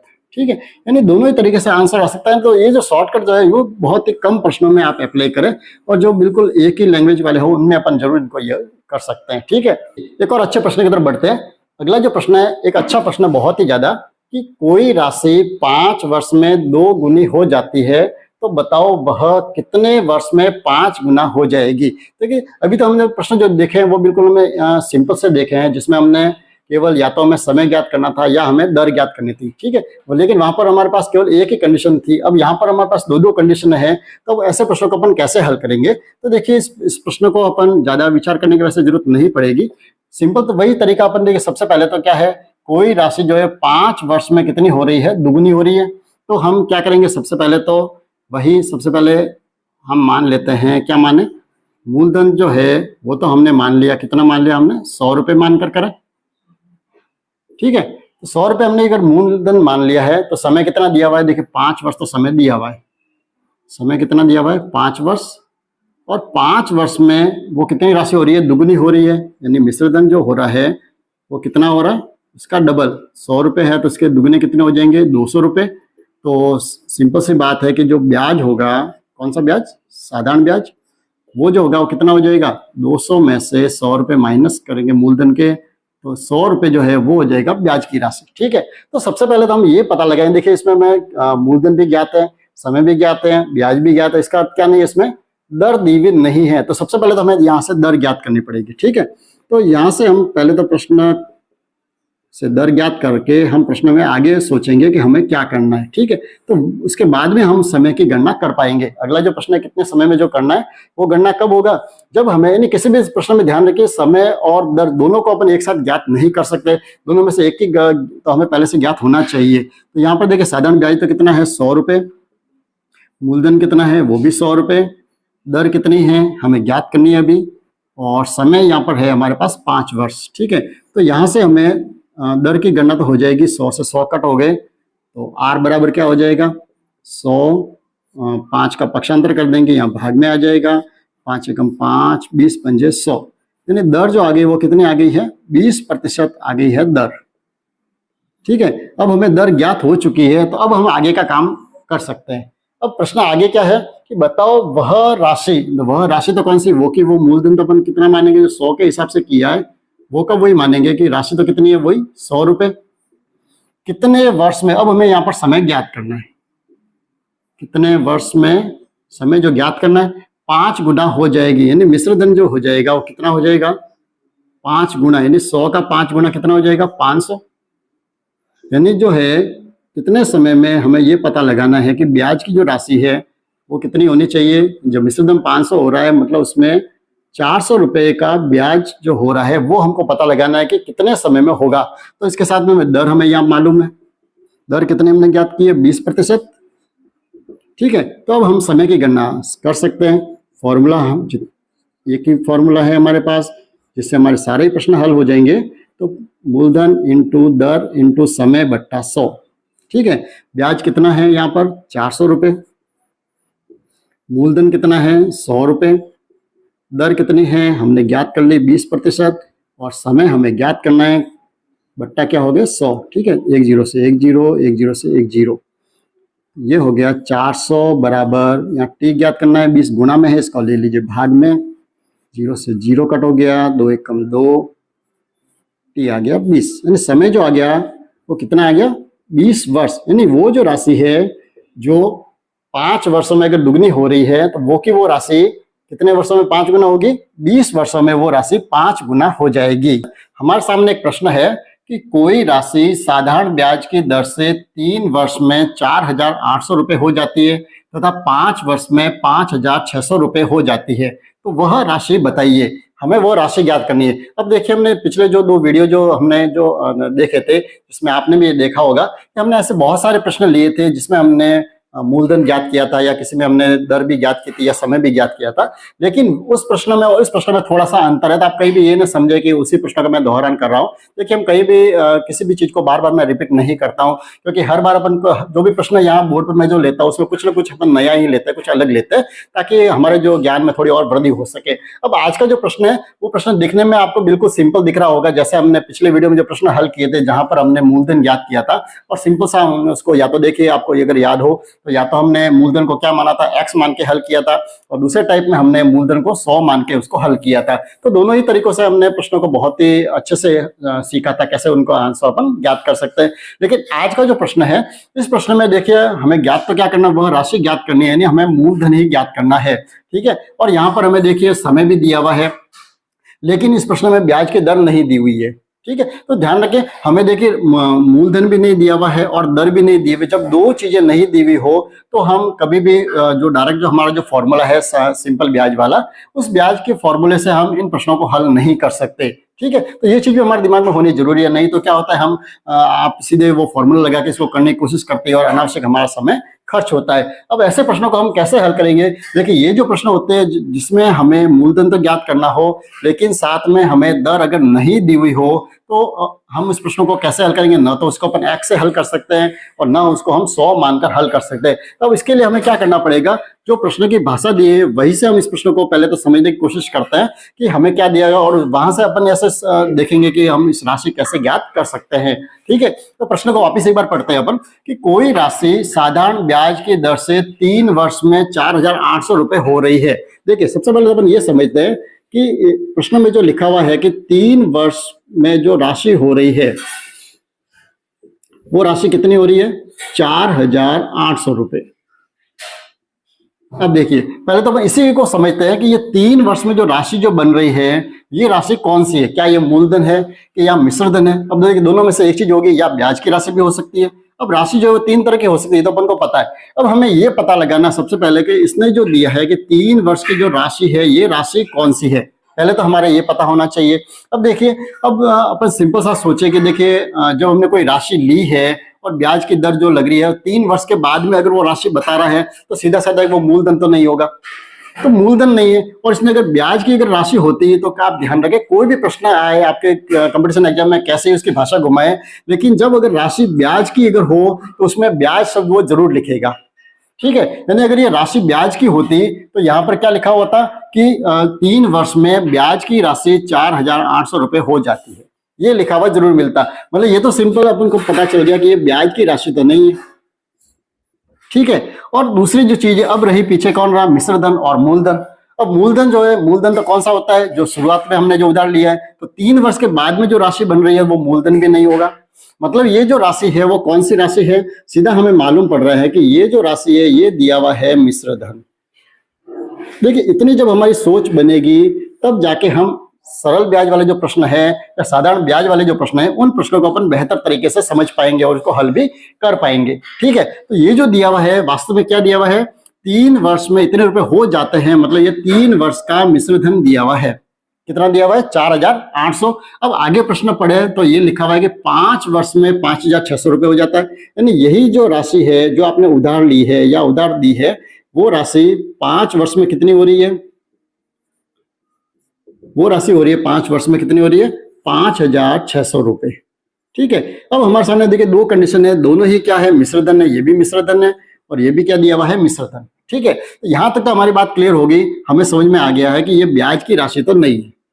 चलिए, अब इसको आगे समझते हैं। अब देखिए, 3 वर्ष की राशि तो हमें दी हुई है कि 3 वर्ष में जो है, देखिए मिश्रधन कौन सा होता है, सिंपल सोचे, मतलब मिश्रधन का मतलब क्या है, जो मूलधन हमने जो लिया है, उधार लिया है या दिया है, और उसके साथ में क्या है, ये जो है साथ में ब्याज की राशि है, कितने साल की, 3 वर्ष के ब्याज की राशि है। जब 3 साल का ब्याज जो इकट्ठा हो जाएगा उनको मिलाकर कुल मिलाकर राशि कितनी बन रही है, 4,800 रुपए। और इसी तरह से 5 वर्ष में अपन सोचे तो 5 वर्षों में क्या होगा, ये देखिए मूलधन तो कोई बढ़ने से रहा, क्योंकि ये देखिए चक्रवृद्धि ब्याज तो नहीं है। अगर चक्रवृद्धि ब्याज होता तो वहां पर हर साल का मूलधन भी बदल जाता है, जैसे आपने पहले वीडियो में देखा था। ठीक है, लेकिन यहाँ पर देखिए साधारण ब्याज है, तो साधारण ब्याज में मूलधन तो वही रहता है। अब हर साल जो बढ़ता है वो क्या चीज बढ़ रही है, साथ में ब्याज की राशि बढ़ रही है। ये अगर 5 वर्ष का अपन जो मिश्रधन अगर देख रहे हैं कि ये 5 वर्ष की राशि है, इसका मतलब इसमें क्या है, मूलधन है, और साथ में जो है ब्याज है वो कितने सालों का है, 5 वर्ष का ब्याज है। ठीक है, इतनी चीज हमें जब समझ में आ जाएगी तो अब हमें देखिए एक काम कर सकते हैं कि हमें इतना तो मालूम पड़ गया कि 3 वर्ष में तो राशि कितनी बन रही है, यानी मूलधन के साथ में 3 वर्ष का इसमें ब्याज जुड़ा हुआ है। इसमें क्या है, इसमें मूलधन है, उसके साथ में कितने वर्ष का ब्याज जुड़ा हुआ है, 5 वर्ष का ब्याज जुड़ा हुआ है। अब ऊपर अगर एक काम करे, अगर इसमें से अगर मैं ये राशि अगर माइनस कर दूं, इसको अगर मैं इसमें से घटा दूं तो हमारे पास क्या बचेगा, देखिए मूलधन तो कम हो जाएगा, जो अंतर जो बचेगा वो क्या बच रहा है, यानी 4,800 से बढ़कर 5,600 रुपए जो हो रहा है वो क्या बढ़ रहा है, केवल ब्याज की राशि बढ़ रही है। ठीक है, यानी हम ये पता लगा सकते हैं आराम से कि देखिए 3 वर्ष का हिसाब तो हमको नहीं पता कि उसमें से मूलधन कितना है या ब्याज कितना है, लेकिन हम इतना तो जरूर पता लगा सकते हैं कि 3 वर्ष से लगाकर 5 वर्ष के बीच में ये 2 साल का जो समय है, इस 2 साल में राशि कितनी बढ़ी है। अब कौन सी राशि बढ़ी है, ये तो अपन देखिए पहले देख लिया कि मूलधन तो नहीं बढ़ेगा, मतलब सीधी सीधी बात है कि कौन सी राशि बढ़ रही है, ब्याज की राशि ही बढ़ रही है। मतलब हम ये पता आराम से लगा सकते हैं कि 2 वर्ष में कितना ब्याज बढ़ा है। ठीक है, तो हम क्या करेंगे, यहां पर हम ये पता लगा सकते हैं कि 2 वर्ष का ब्याज कितना होगा, ये तो हम पता लगा ही सकते हैं। यानी 2 वर्ष के ब्याज की राशि कितनी होगी, यानी 5 साल में जो राशि हो रही है यानी मिश्रधन जो हो रहा है उसमें से हम 3 वर्ष का मिश्रधन हम घटा देते हैं, यानी पीछे जो बचे हैं कितने बचे हैं देखिए, 0 के 0, 0 का 0, देखिए 16 में से 8 गए 8, यानी 800 रुपए जो ब्याज है वो हमें मालूम पड़ गया कि ये 2 वर्ष का ब्याज है। ठीक है, अब हमें जब 2 वर्ष का ब्याज मालूम पड़ गया है तो हम पता लगा 1 वर्ष का ब्याज कितना हुआ, यानी 1 वर्ष का ब्याज जो है वो कितना हो जाएगा, 2 वर्ष का ब्याज कितना है 800 रुपए, तो 1 वर्ष का ब्याज हो गया उसका आधा कर दीजिए, यानी कितने आगे 400 रुपए। ठीक है, देखिए यहां तक तो हमारा काम हो गया पूरा। ठीक है, अगर प्रश्न में ये होता, अगर यही पूछता कि इसमें से आप ब्याज की राशि बताइए कि प्रतिवर्ष कितना ब्याज लगता है, तो हमारा आंसर यही हो जाता कि 1 वर्ष में जो कितना ब्याज वो ले रहा है 400 रुपए, यानी हर वर्ष जो है वो कितने रुपए लग रहे हैं हमारे 400 रुपए लग रहे हैं। ठीक है, अब हमें क्या ज्ञात करना है, मूलधन ज्ञात करना है। तो अपन देखिए या तो भले इस कंडीशन को ले ले तो भी हमारा आंसर आ जाएगा, या दूसरी जो कंडीशन है इसको अगर अप्लाई करें तो भी हमारा आंसर आ जाएगा। अब आंसर कैसे आएगा, देखिए हमें ये पता है कि 3 वर्ष का मिश्रधन कितना है 4800 रुपए, यानी मिश्रधन इस मूलधन और ब्याज दोनों शामिल है। तो हम क्या करेंगे, हम ये पता लगा लें कि देखिए 1 वर्ष का ब्याज तो हमने निकाल दिया कि आ गया 400 रुपए, तो हम ये पता लगा लें कि 3 वर्ष का ब्याज कितना हुआ, ताकि इसमें से हम 3 वर्ष का ब्याज अगर कम कर देंगे तो पीछे क्या बचेगा, मूलधन बच जाएगा और हमारा आंसर आ जाएगा। ठीक है, तो मैं यहाँ पर क्या कर रहा हूँ, 3 वर्ष का ब्याज पहले ज्ञात कर लेता हूं कि 3 वर्ष में ब्याज की राशि कितनी हुई, यानी 1 साल का ब्याज हमें मालूम है तो हम 3 वर्ष का आसानी से पता लगा सकते हैं, यानी 400 रुपए 3 साल में कितने हो जाएंगे 1200 रुपए। ठीक है, यानी 3 वर्षों का ब्याज कितना हो गया 1200 रुपए हो गया। यानी अब हमें यहां से मालूम पड़ जाएगा कि मूलधन की राशि क्या होगी, यानी मूलधन जो है क्या होता है, तो मिश्रधन में से अपन अगर ब्याज को घटा दे तो पीछे मूलधन बच जाएगा। यानी हमें मूलधन जो निकालना है तो मैं क्या कर सकता हूं, जो 3 वर्ष का जो मिश्रधन जो है 4800, उसमें से मैं 3 वर्ष का ब्याज कम कर देता हूं, 1200 रुपए को कम कर दीजिए, तो पीछे जो बचेंगे कितने बच गए 3600 रुपए, ये आ गया हमारा मूलधन।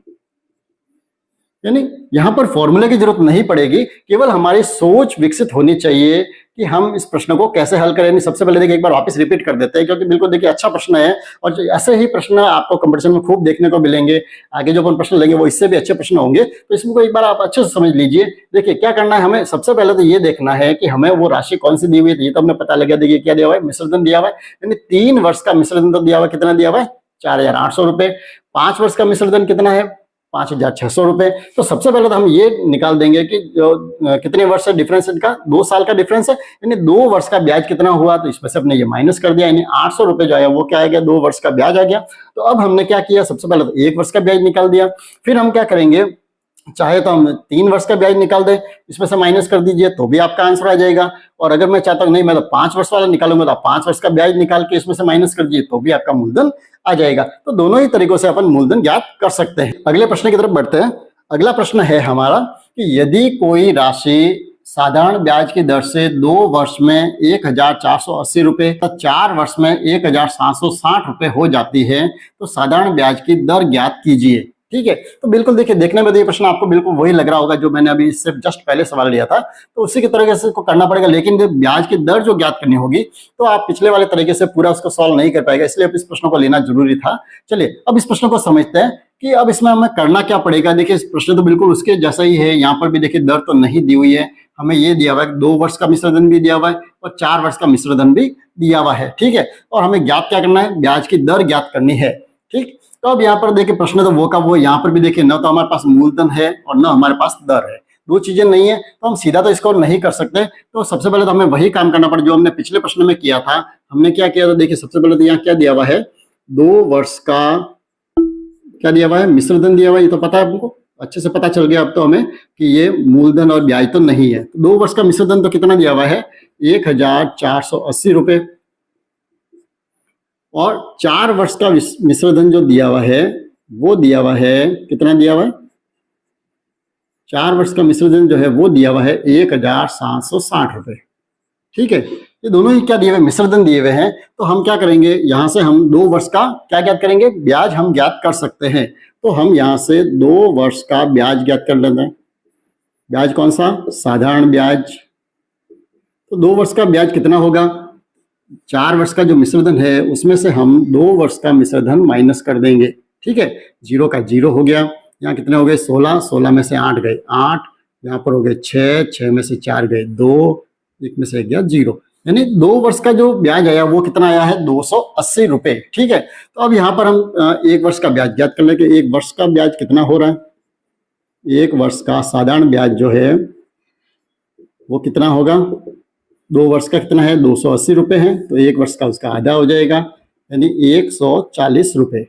ठीक है, तो यहाँ तक तो हमारे जो काम जो हमने करना है वो हमने कर दिया पूरा। हमें ब्याज तो मालूम पड़ गया कि 1 वर्ष का ब्याज कितना लगता है। ठीक है, अब हमें क्या करना है, देखिए ब्याज ज्ञात करना है, दर ज्ञात करनी है, तो हमें मूलधन की जरूरत तो जरूर पड़ेगी। तो हम यहाँ पर मूलधन ज्ञात कर लेते हैं, जैसे हमने पिछले प्रश्न में किया था। तो मूलधन कैसे ज्ञात होगा, तो सबसे पहले तो हमें ये देखना पड़ेगा, देखिए कितने वर्ष का मिश्र धन दिया हुआ है, एक तो 2 वर्ष का मिश्र धन दिया हुआ है, तो हम 2 वर्ष का ब्याज ज्ञात कर लेते हैं। लेकिन 2 वर्ष का ब्याज तो हमें यहाँ पहले से ही मालूम पड़ रहा है कि 2 वर्ष का ब्याज कितना है 280 रुपए, तो हम ये कम कर देते। 2 वर्ष का जो मिश्र धन है 1480 में से 2 वर्ष का ब्याज माइनस कर देते हैं। ठीक है, ऐसे जो प्रश्न आते हैं उसमें देखिए आपको केवल एक ही चीज का जो है बहुत अच्छे से ध्यान रखना है। वो क्या रखना है कि जब भी आप मूलधन ज्ञात करें तो उसमें ये ध्यान रखें कि आप जितने वर्ष का मिश्र धन काम में ले रहे हैं तो उतने ही वर्ष का ब्याज उसमें से हमें माइनस करना है। ये आप जरूर ध्यान रखें, नहीं तो हमारे क्या हो जाएगा, प्रश्न गलत हो जाते हैं। कई बार क्या होता है हम जल्दबाजी में ये करते हैं, मिश्र धन तो हम ले लेते हैं, ये काम में ले लेते हैं 4 वर्ष का, और उसमें से ब्याज जो माइनस करना हम 2 वर्ष का माइनस कर देते हैं, या उसमें से 1 वर्ष का ब्याज हम जल्दबाजी में माइनस कर देते हैं, तो हमारे गलत हो जाता है। देखिए मूलधन जो ज्ञात करना है तो उसके लिए आपको सीधा साधा ध्यान रखना है कि अगर आप 2 वर्ष का मिश्र धन है तो उसमें से 2 वर्ष का ही ब्याज हम घटाएंगे। अगर आप 4 वर्ष का मिश्र धन काम में ले रहे हो तो आपको 4 वर्ष का ब्याज निकालकर उसमें से माइनस करना है। ठीक है, तो आपका आंसर आ जाएगा। तो ये आ गया मूलधन, तो हमें प्राप्त हो गया, कितना हो गया 1200 रुपए। ठीक है, यहां तक तो प्रश्न। अब हमें क्या ज्ञात करनी है, दर ज्ञात करनी है। तो देखिए अब हमारे पास देखिए कितनी चीजें, देखिए मूलधन हमारे पास में, उसके बाद में ब्याज की राशि हमारे पास है, समय भी हमारे पास है। जैसे 2 वर्ष की हम गणना जो ले रहे थे तो 2 वर्ष समय भी हमारे पास है, 2 वर्ष का ब्याज भी हमारे पास है, और मूलधन कितना है वो भी हमारे पास है। तो अब तो दर हम ज्ञात कर सकते हैं। वही हमारे जो सिंपल सा फॉर्मूला जो है साधारण ब्याज वाला, उस फॉर्मूले से हम आंसर ले आएंगे, मूलधन इंटू दर इंटू समय बट्टा 100। ठीक है, तो अब देखिए पहले तो ब्याज लिख देते हैं। तो ब्याज कितना है 280 रुपए, उसके बाद मूलधन कितना है 1200 रुपए, दर कितनी है हमें ज्ञात करनी है, समय कितना है क्योंकि हमने ब्याज कौन सा लिया है 2 वर्ष का लिया है तो इस समय 2 लिख देंगे। इसमें आप देखिए छूट हमारे ये मिल सकती है कि यहाँ पर हम जो ब्याज की राशि जो काम में ले रहे हैं, अगर हम ब्याज की राशि अगर 1 साल के काम में ले तो यहाँ हम 140 लिख देंगे, और समय की जगह हम 1 वर्ष लिख देंगे तो भी हमारे गलत नहीं होगा। ठीक है, क्योंकि ब्याज की राशि तो देखिए गणना हम कैसे भी कर सकते हैं। 2 वर्ष का ब्याज लेंगे तो हम ये ले लेंगे, और 1 वर्ष का ब्याज लिखना होता हम ये राशि काम में ले सकते हैं। ठीक है, बट्टा क्या है 100 लिख दिया। चलिए 1 0 से 1 0 कट हो गया, 1 0 से 1 0 कट हो गया। आर बराबर क्या हो जाएगा 280, पक्षांतर कर दीजिए, यहाँ नीचे तो कुछ भी नहीं है, और ऊपर जो है 12 और 2 इन दोनों को हम ले आएंगे भाग में, 12 गुणा 2। ठीक है, तो यहाँ से हमें क्या मालूम हो जाएगी कि इसकी दर कितनी है। 2 से इसको कट कर दिया, कितने हो गए 140, 12 के 2 से कट कर दिया 6, इसको 2 से कट कर दिया 70, वापिस 2 से कट कर दिया 3, इसको कट कर दिया 35। यानी जो जो दर जो आ रही है वो दर हमें क्या प्राप्त हो रही है, यहां तो हमें प्राप्त हो रहे हैं 35 बट्टा क्या 3। ठीक है, तो अब इसको अपन मिश्र भिन्न में बदल लेते हैं। ये 35 कितने का भाग देना है 3 का भाग देना है, 3 एकम 3, पीछे रह गया 0, ये आगे 5, 3 एकम 3, पीछे बच गए 2, यानी कितने हो गए 11 से 2/3%। समय क्या है वर्ष में है, तो दर भी जो हो जाएगी वो कैसी हो जाएगी वार्षिक। तो इस तरह से हम ज्ञात कर सकते हैं। यानी कहने का तात्पर्य है कि जब भी हमें मिश्र धन दिए हुए हो तो सबसे पहले तो हमें क्या करना है 1 वर्ष का ब्याज ज्ञात करना है, उसके बाद में हम वहां से मूलधन ज्ञात कर लेंगे। तो हो सकता है प्रश्न में अगर मूलधन दिया हो तो हमारा आंसर यहीं तक आ जाएगा, और अगर हमें दर पूछे तो हमें आगे सिंपल सा जो साधारण ब्याज वाला जो फॉर्मूला है उसको लगा के हम दर ज्ञात कर सकते हैं। चलिए अगले प्रश्न की तरफ बढ़ते हैं। अगला जो प्रश्न है वो है किसी धन राशि का 5 वर्ष का साधारण ब्याज मूलधन का 3/5 हो जाता है तो साधारण ब्याज की दर बताइए। ठीक है, तो ये देखिए ये प्रश्न जो है वो बिल्कुल थोड़ा सा सिंपल प्रश्न है। अभी जो अपन ने 2 प्रश्न किए उससे क्यों है, क्योंकि देखिए इसमें हमें कोई धन राशि का 5 वर्ष का क्या लिखा हुआ है, साधारण ब्याज दिया हुआ है। अब यहाँ पर देखिए मिश्र धन की बात तो नहीं हो रही है। ठीक है, तो अब हम क्या करेंगे, साधारण ब्याज जो वो मूलधन का कितना दिया हुआ है 3/5 हो जाता है, ये दिया हुआ है। अब देखिए कितना हो रहा है वो हमें नहीं पता, लेकिन इतना तो जरूर पता है कि देखिए ब्याज जो होता है वो हमेशा गणना किस पे होती है, मूलधन पर ही होती है। तो ये इतना तो तय है कि ये प्रश्न जो शुरू होगा वो कहाँ से होगा, मूलधन से शुरू होगा। ठीक है, अब देखिए मूलधन को यहाँ पर दिया हुआ तो नहीं है, तो सीधा सीधी बात है कि हमको मूलधन मानना ही पड़ेगा। अब देखिए मानने के 2 तरीके जो हमने पिछले वीडियो में देखे थे, जो साथी पिछले वीडियो को अच्छे से देखा है उनको तो अच्छे से समझ में आ जाएगा कि हम इस प्रश्न को कैसे कर सकते हैं। ठीक है, लेकिन जो साथी पहली बार जुड़े हैं तो उनसे भी निवेदन अवश्य करूंगा कि आप उन वीडियो को एक बार जरूर देखें, क्योंकि आपको देखिए बहुत कुछ इसमें अच्छा सीखने को मिलेगा। और अब इतने सारा जो है वो पूरा दौरान तो मैं यहाँ नहीं कर सकता, क्योंकि फिर देखिए वीडियो बहुत बड़ा बन जाएगा, तो आप उन वीडियो को एक बार जरूर देखें। चलिए आप इस प्रश्न की तरफ लौटते हैं। तो यहाँ पर हमें क्या करना है, पहला जो तरीका है उस तरीके से हम पहले तो इस प्रश्न को करते हैं कि हम क्या करते हैं, मूलधन को मान लेते हैं x मानकर करते हैं। ठीक है, मूलधन मैंने क्या मान लिया, x रुपए हमने मान लिए मूलधन है। तो धन राशि का 5 वर्ष का समय कितना है हमारे पास, 5 वर्ष। 5 वर्ष का साधारण ब्याज, ब्याज कितना दिया हुआ है, ब्याज जो है वो लिखा हुआ है कि मूलधन का 3/5। तो मूलधन तो कितना है x, तो x का 3/5 हमें ज्ञात करना पड़ेगा। तो कैसे करेंगे, ये x लिख दिया, का की जगह गुणा लिख दिया, 3/5 यहाँ पर गुणा कर दिया, 3 का x से गुणा कर दिया, 3x/5 रुपए, ये हो गया ब्याज। ठीक है, और हमें क्या ज्ञात करना है, दर ज्ञात करनी है। तो फॉर्मूला तो वही है, बिल्कुल सिंपल सा है, साधारण ब्याज बराबर क्या हो जाएगा, मूलधन इंटू दर इंटू समय बट्टा 100। ठीक है, साधारण ब्याज कितना है, 3x/5 बराबर मूलधन कितना है, हमने माना है x, दर कितनी है ज्ञात करनी है हमें, तो ऐसे ही लिख देते हैं, समय कितना है हमारे पास 5 वर्ष, बट्टा क्या लिख दिया मैंने 100। ठीक है, इसको अगर कट करें तो कट कर सकते हैं, 5 एकम 5, 20 पंजे 100। ठीक है, अब देखिए ऐसे जो प्रश्न आते हैं उस समय भी अपन ने देखा था कि यहाँ पर x भी आ रहा है और r भी आ रहा है, लेकिन हमें आंसर किसका लाना है, रेट का आंसर लाना है, तो बाकी सबका अपन पक्षांतर कर देंगे। तो यहाँ पर देखिए 3x/5 जो है, अब यहाँ पर देखिए ऊपर तो क्या है, यहाँ पर एक तो x है, तो x तो चला जाएगा भाग में, क्योंकि जो गुणा में वो तो कहाँ चला जाएगा, भाग में। इसके अलावा ऊपर कुछ भी नहीं, नीचे क्या है 20 जो भाग में है वो यहाँ चले जाएंगे गुणा में। ठीक है, अब इसको अपन कट कर देते हैं, देखिए x कट हो गया, 5 एकम 5, 5 चौके 20, और 4 और 3 का गुणा कर दीजिए, क्योंकि x तो देखिए यहाँ कट गया, 4 और 3 का गुणा कर दिया, 4 तिया कितने हो गए 12। यानी जो दर जो आई है वो कितनी आ गई है, 12% वार्षिक। ठीक है, तो ये तो हुआ पहला तरीका जिसमें अपन क्या करते हैं, x मानकर इस प्रश्न को हल करते हैं। चलिए अब दूसरा जो तरीका है उस तरीके से भी अपन इस प्रश्न को हल करते हैं। ठीक है, तो आपने देखे पिछले वीडियो में भी देखा था कि हम x से जो प्रश्न करते हैं उसमें हमको थोड़ी सी दिक्कत जरूर ऐसे महसूस होती है, क्योंकि कई बार ये कंफ्यूजन होता है कि क्योंकि बाकी जो अपन जितने प्रश्न किए उसमें अपन ने x का सीधा हमको वैल्यू मिल जाती है, लेकिन इसमें देखिए 2 x आते हैं, साथ में r भी लिखा हुआ है, तो थोड़ा कंफ्यूजन होता है कि इसको अपन कैसे करें। तो जो मैंने जो दूसरा जो तरीका बताया था उस तरीके से ही करेंगे तो अपन जल्दी इसका आंसर ला सकते हैं। तो क्या करेंगे, दूसरा तरीका कौन सा है हमारा, वही 100 रुपए मानकर हम करें। तो मूलधन को हमने क्या मान लिया, 100 रुपए मान लिए। अब देखिए समय तो वो का वो है, यहाँ पर कितना है, समय हमारे पास है 5 वर्ष। फिर उसके बाद हमें क्या ज्ञात करना है, ब्याज की राशि ज्ञात करनी है। तो जैसे हमने x से की थी वैसे वैसे क्या है, यहाँ पर मूलधन का कितना है 3/5, तो यहाँ पर हम क्या कर देंगे, 100 का 3/5 कर दीजिए, 100 का की जगह गुणा लगा दिया, 3/5 हो गए, 5 एकम 5, 20 पंजे 100, कितने हो गए 20 तिया 60 रुपए हो गए। ठीक है, लेकिन ये उससे थोड़ा ज्यादा सिंपल पड़ेगा। अब अपन जो फॉर्मूला जो लगाएंगे, साधारण ब्याज बराबर क्या होगा, वही मूलधन इंटू दर इंटू समय बट्टा 100। अब देखिए ब्याज की जगह ब्याज लिख देते हैं, कितना है ब्याज हमारा 60 रुपए, मूलधन कितना माना है हमने 100 रुपए, दर हमें ज्ञात करनी है, समय कितना है 5 वर्ष, और ये आगे बट्टा 100 से एक जीरो कट, दूसरे जीरो से दूसरा जीरो कट। ठीक है, तब हमें r ज्ञात करना है, तो इधर तो कितना है 60, यहाँ नीचे तो कुछ भी नहीं है, ऊपर 5 जो गुणा में वो आ जाएंगे भाग में, 5 एकम 5, 12 पंजे 60। तो हमारा जो आंसर है थोड़ा जल्दी आ जाएगा, दर जो है वो कितनी आ जाएगी, 12% वार्षिक। ठीक है, यानी इससे ये ज्यादा सिंपल पड़ता है, लेकिन ऐसा कोई जरूरी नहीं है कि उसको 100 मान के करें। अगर आप एक्स से भी कर सकते हैं तो भी आपका आंसर वैसे जल्दी आ जाएगा। अगले प्रश्न की तरफ बढ़ते हैं।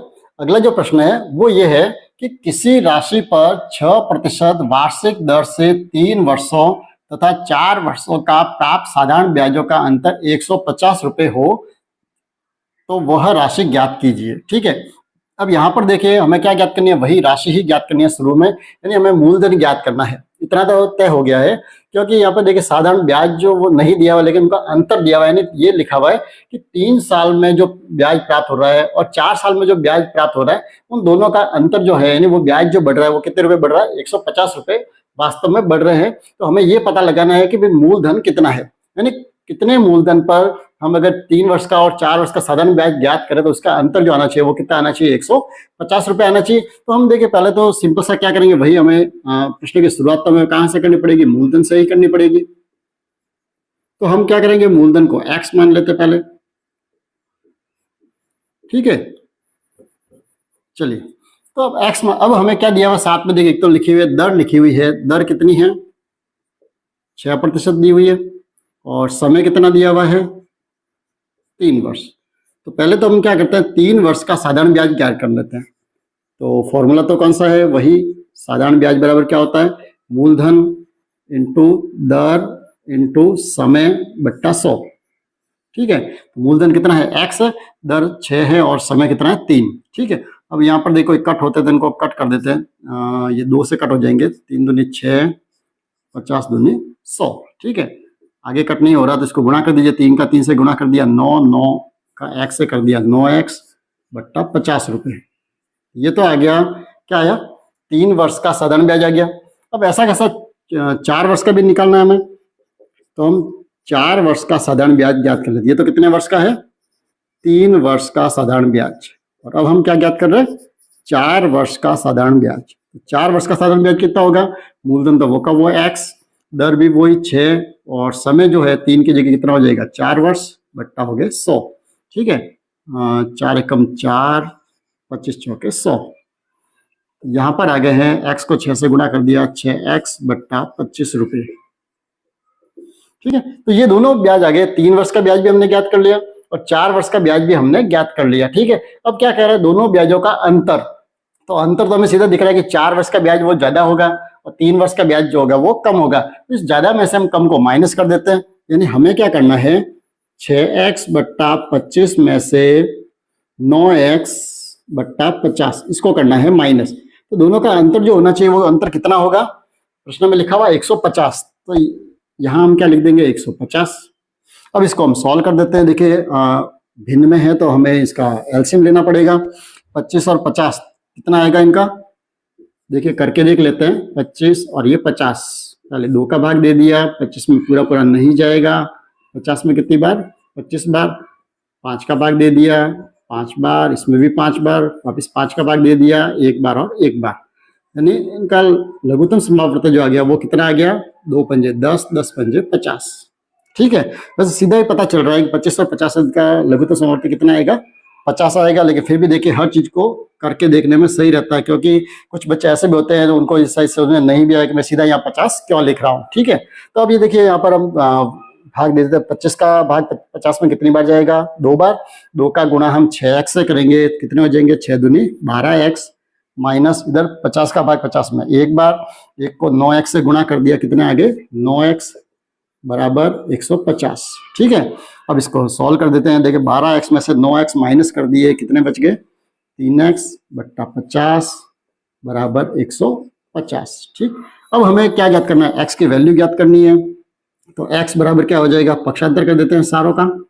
तो सबसे पहले तो देखिए जो 50 भाग में है वो तो आ जाएंगे गुणा में, और 3 जो गुणा में है वो कहाँ चले जाएंगे, भाग में। ठीक है, हम एक साथ भी कर सकते हैं और अलग अलग भी इसका काम कर सकते हैं। ठीक है, तो 3 का इससे कट कर दिया, 3 पंजे 15, 50, और 50 का 50 से गुणा कर दिए, 5 का 5 से गुणा कर दिया 25, और 1 और 1 2 जीरो आगे। यानी ये जो x जो आया है हमने क्या माना था, मूलधन। तो मूलधन की जो राशि आ गई है वो कितनी आ गई है, 2500 रुपए। ये आ गया हमारा आंसर। तो ये तो हुआ एक पहला तरीका, ठीक है। यानी जब भी मूलधन वाले प्रश्न है तो हम उसको, जब मैंने पहले ही बताया है, इसको हम दो तरीके से कर सकते हैं। पहला तो कौन सा तरीका है जो हम x मान के कर सकते हैं, तो उसमें देखिए इसमें तो चलो इतनी मशक्कत नहीं थी तो अपना आंसर जल्दी आ गया, लेकिन फिर भी इसको हम प्रश्न को 100 मानकर भी करेंगे तो आपको शायद, मुझे लगता है इससे तो ज्यादा अच्छे से वो समझ में आ जाएगा। तो इसी प्रश्न को अपन 100 मान के करते हैं। सबसे पहले हम सबसे पहले तो हमें क्या मानना है, मूलधन ही मानना है। तो हमने ये मान लिया कि मूलधन जो है वो कितना है, 100 रुपए, ठीक है। तो सबसे पहले हमें क्या करना है, वही 6% दर से 3 वर्ष का साधारण ब्याज हम ज्ञात करते हैं। तो साधारण ब्याज जो है वो कितना हो जाएगा, देखिए मूलधन कितना, 100 रुपए इंटू दर कितनी है 6%, समय कितना है 3 वर्ष बट्टा 100, 2 जीरो से 2 जीरो कट हो गए, यानी कितना आ गया 6 या 18 रुपए। ये तो आ गया कितने वर्ष का, 3 वर्ष का साधारण ब्याज तो आ गया ये। अब 4 वर्ष का अपन साधारण ब्याज ज्ञात कर लेते हैं। 100 मान के जो करेंगे तो हमारा प्रश्न उससे थोड़ा जल्दी होगा, लेकिन थोड़ा अगर लंबा भी हो जाए लेकिन फिर भी हमको ये आसानी से समझ में जल्दी आ सकता है। तो 4 वर्ष के लिए क्या, मूलधन तो वही है 100 रुपए, दर कितनी है 6%, समय कितना है 3 की जगह 4 वर्ष आ जाएगा, ठीक है। तो यहाँ पर भी वही 0 से 0 हमने कट कर दिए, 6 का 4 से गुणा कर दिया, 6 चौक कितने आ गए 24 रुपए। तो अब देखिए, अब यहाँ से हमें क्या करना है, सबसे पहले तो हम 100 के हिसाब से हम ये देखेंगे कि इन 3 वर्ष का ब्याज और 4 वर्ष के ब्याज का अंतर कितना है।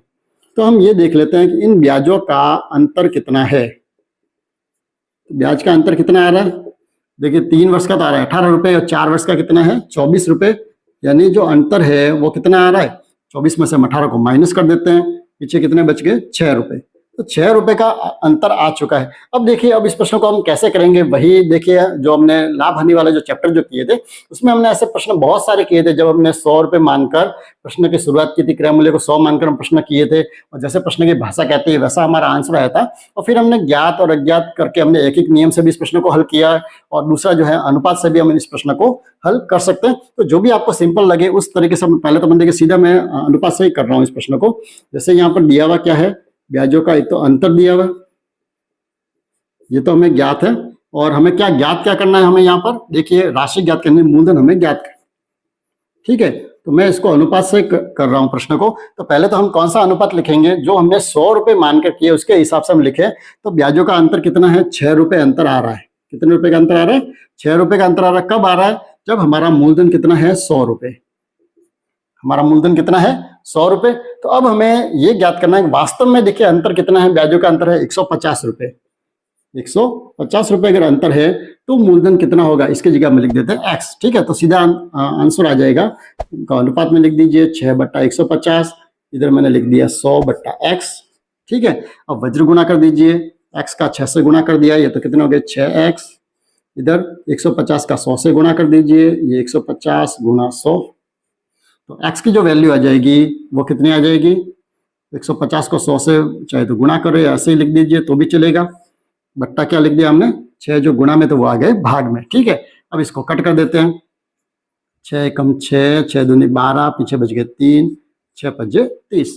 तो x की जो वैल्यू आ गई वो कितनी आ गई है, 25 को 100 से गुणा कर दिया, 2500 रुपए। तो यहाँ पर भी अपने x किसकी वैल्यू आई है, मूलधन की वैल्यू आई है, ठीक है। तो ऐसे भी अपन ज्ञात कर सकते हैं, और चाहे कि नहीं मैं ये तो तरीका मुझे समझ में थोड़ा कम आ रहा है, तो आप ऐसे भी कर सकते हैं। एक एक नियम से कैसे कर सकते हैं कि 6 रुपए अगर ब्याजों का अंतर है, क्या है 6 रुपए अगर ब्याजों का अंतर है तो मूलधन कितना है 100 रुपए, ठीक है। अगर 1 रुपए अगर ब्याज का अंतर हो तो मूलधन कितना हो जाएगा 100/6 रुपए, और अगर ब्याजों का अंतर वास्तव में कितना है 150 रुपए का अंतर अगर दिया हुआ है तो मूलधन कितना हो जाएगा 100/6 गुणा 150, ठीक है। तो भी हमारा आंसर वो का वो आ जाएगा 25 को 100 से गुणा कर देंगे, 2500 रुपए हमारा मूलधन प्राप्त हो जाएगा, ठीक है। यानी आप किसी भी तरीके से करें, इस तरीके से करें तो भी आंसर आ जाएगा, और इस तरह से करेंगे तो भी आपका आंसर आ जाएगा, और आप मूलधन को अगर x मान के करेंगे तब भी आपका आंसर आ जाएगा। चलिए, तो आज का लास्ट प्रश्न ले लेते हैं कि एक 60,600 रुपए को 2 भागों में बांटकर पहले भाग को 6% की दर से 4 वर्ष के लिए तथा दूसरे भाग को 7% की दर से 2 वर्ष के लिए उधार दिया गया।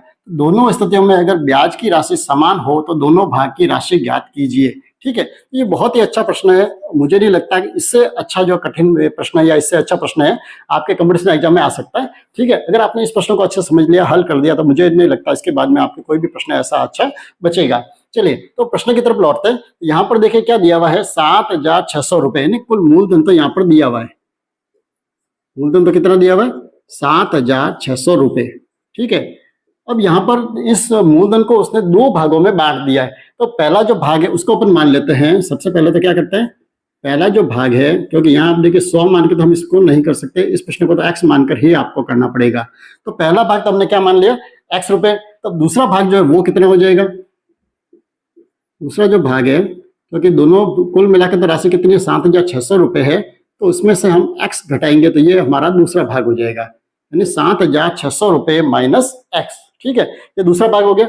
अब देखिए क्या करना है, दोनों ही का ब्याज हमें ज्ञात करना है। तो हम तो पहला ब्याज ज्ञात कर लेते हैं कि साधारण ब्याज इसका कितना होगा। तो पहला जो भाग है, तो फॉर्मूला तो वही है, मूलधन इंटू दर इंटू समय बट्टा 100। तो पहला जो है साधारण ब्याज ज्ञात करता है पहले कंडीशन के लिए, तो मूलधन तो कितना हो जाएगा पहले भाग के लिए, तो x मान लिया, इंटू दर, पहले भाग की दर कितनी है 6%, और समय कितना है 4 वर्ष। ठीक है, बट्टा हो गए 100। इसको हम कट कर देते हैं या इसको चाहे ऐसे रहने देते, पहले 6 चौक 24x बट्टा 100। ठीक है, ये तो हो गया पहले कंडीशन के लिए हमारा साधारण ब्याज। और अब दूसरी कंडीशन है, उसके लिए हम साधारण ब्याज ज्ञात कर लेते हैं कि उसमें हमारा साधारण ब्याज कितना आएगा। तो उसमें भी देखिए मूलधन कौन सा होगा, अब यहाँ पर तो है 7,600 माइनस x, ये तो हो गया मूलधन, इंटू दर, दर कितनी है यहाँ पर दूसरी कंडीशन के लिए, दर जो है वो दी हुई है 7% की दर, और कितने समय के लिए दिया हुआ है 2 वर्ष के लिए, तो समय हो गया 2 वर्ष, बट्टा हो गया 100। ठीक है, तो यहाँ पर देखिए जो आंसर आ रहा है वो आ रहा है 7,600 माइनस x गुणा 7 दूनी कितने हो गए 14, बट्टा आ रहा है 100। ठीक है, अब ये यहाँ तक हमारा प्रश्न हो गया। अब इसमें हमें आगे क्या करना है, प्रश्न की भाषा ये कह रही है कि दोनों स्थितियों में ब्याज की राशि समान है, यानी ये जो ब्याज की राशि है और ये जो ब्याज की राशि, ये दोनों कैसी है, समान। तो हम दोनों को यहाँ से तुलना करके इस प्रश्न का आंसर लाना पड़ेगा, यानी 24x बट्टा 100 जो है वो किसके बराबर है, 7,600 माइनस x गुणा 14 बट्टा 100। ठीक है, तो यहाँ 100 से 100 हम कट कर देते हैं, तो यहाँ क्या बच गया, 24x बराबर 7,600 माइनस x गुणा क्या है 14। ठीक है, अब यहाँ पर हमें क्या करना पड़ेगा, ये तो 24x है और यहाँ पर हम 14 का 7600 से गुणा करना पड़ेगा, यानी 7,600 को 14 से गुणा कर देते हैं। 0 का 0, 0 का 0, 6 चौक 24, हासिल कितने हो गए 2, 7 चौक 28 और 2 हो गए 30, 1 का 0 से किया 0, 0, 6 के 6, 7 के 7, 0, 0, 4, 6 और ये 10, यानी कितना आ गया 10, 64, 0, 0। ये तो किसका आ गया 14 का हमने इससे गुणा कर दिया, अब 14 का x से गुणा कर दीजिए तो कितना हो जाएगा 14x। ठीक है, अब हमें क्या करना है, x का पक्षांतर कर देते हैं। तो ये तो है 24x और माइनस 14x का पक्षांतर कर दिया, इधर हो जाएंगे प्लस के 14x बराबर इधर है 1,0,6,4,0,0। ठीक है, अब इनको आप जोड़ दीजिए, 24 और 14 कितने हो गए 38x, 38x बराबर आ रहे हैं 1,0,6,4,0,0। ठीक है, चलिए अब 38 का पक्षांतर कर देते हैं तो क्या हो जाएगा 1,0,6,4,0,0 और 38 से गुणा में वो कहाँ आ जाएंगे भाग में। अब इसको कट कर देते हैं, 2 से कट कर दिया, ये कितने हो गए 19, इसको 2 से कट कर देते हैं, 5 दूनी 10, 3 दूनी 6, 2 दूनी 4, 0 और 0। ठीक है, अब x की जो वैल्यू है अब क्या करना पड़ेगा हमें, 53,200 में 19 का भाग देना पड़ेगा। 19 का भाग दे देते हैं, देखिए 19 से कम 19, 19 दूनी 38, 19 से 57 तो ज़्यादा हो जाएंगे, 19 दूनी 38, पीछे बच गए 5, 1, अगली संख्या आ गई 2, कितना हो गया 152, 19 अट्ठे 152, ये हो गया 2 0 की 2 0, यानी x की जो वैल्यू आ गई वो तो कितनी आ गई है 2,800 रुपये। यानी ये जो है ये पहला भाग तो हमें प्राप्त हो गया, पहला भाग तो कितना आ गया 2,800 रुपये। अब दूसरा भाग हमें ज्ञात करना है, तो दूसरा भाग जो है वो कैसे ज्ञात हो जाएगा, जो हमें 7,600 में से x को माइनस कर देते हैं। x कितना आया हमारा 2,800 रुपये, इसको माइनस कर दीजिए। 0 का 0, 16 में से 8 गए 8, यहाँ हो गए 6, 6 में से 2 गए 4, यानी कितने आ गए 4,800 रुपये। तो इस तरह से हमें दोनों ही भाग ज्ञात हो जाएंगे। तो आशा करता हूँ आज के वीडियो में हमने बहुत ही सरल तरीके से साधारण ब्याज पर आधारित जितने भी अच्छे जो प्रश्न थे, जो कंपटीशन एग्जाम में आने लायक थे, उन सारे ही प्रश्नों को हमने हल किया है। तो फिर आप अभी अपनी गाइड में जितने भी प्रश्न दिए हुए हैं, आप उन सब प्रश्नों को हल कीजिए। और अगर आपको कहीं भी लगता है कोई प्रश्न की भाषा कठिन है या कोई प्रश्न आपको समझ में नहीं आ रहा है, तो आप कमेंट्स में जरूर लिखिए, ताकि नेक्स्ट जो वीडियो होगा उसमें उस प्रश्नों को अपन अच्छे से सॉल्व कर देंगे। तो आप अपना अभ्यास जारी रखिए और बने रहिए चैनल के साथ। और अगर आपको वीडियो अच्छा लगा हो तो आप लाइक जरूर करें और अपने साथी के साथ शेयर भी करें। तो और साथ ही एक और निवेदन, अगर आपने चैनल को अभी तक सब्सक्राइब नहीं किया हो तो आपने प्लीज चैनल को सब्सक्राइब कर दीजिए, और साथ में जो बेल आइकन है आप उसको भी प्रेस कर दीजिए, ताकि जब भी वीडियो अपलोड होगा तो उसका नोटिफिकेशन आपको समय पर मिल जाएगा। तो आप अपना अभ्यास जारी रखिए और बने रहिए चैनल के साथ। धन्यवाद।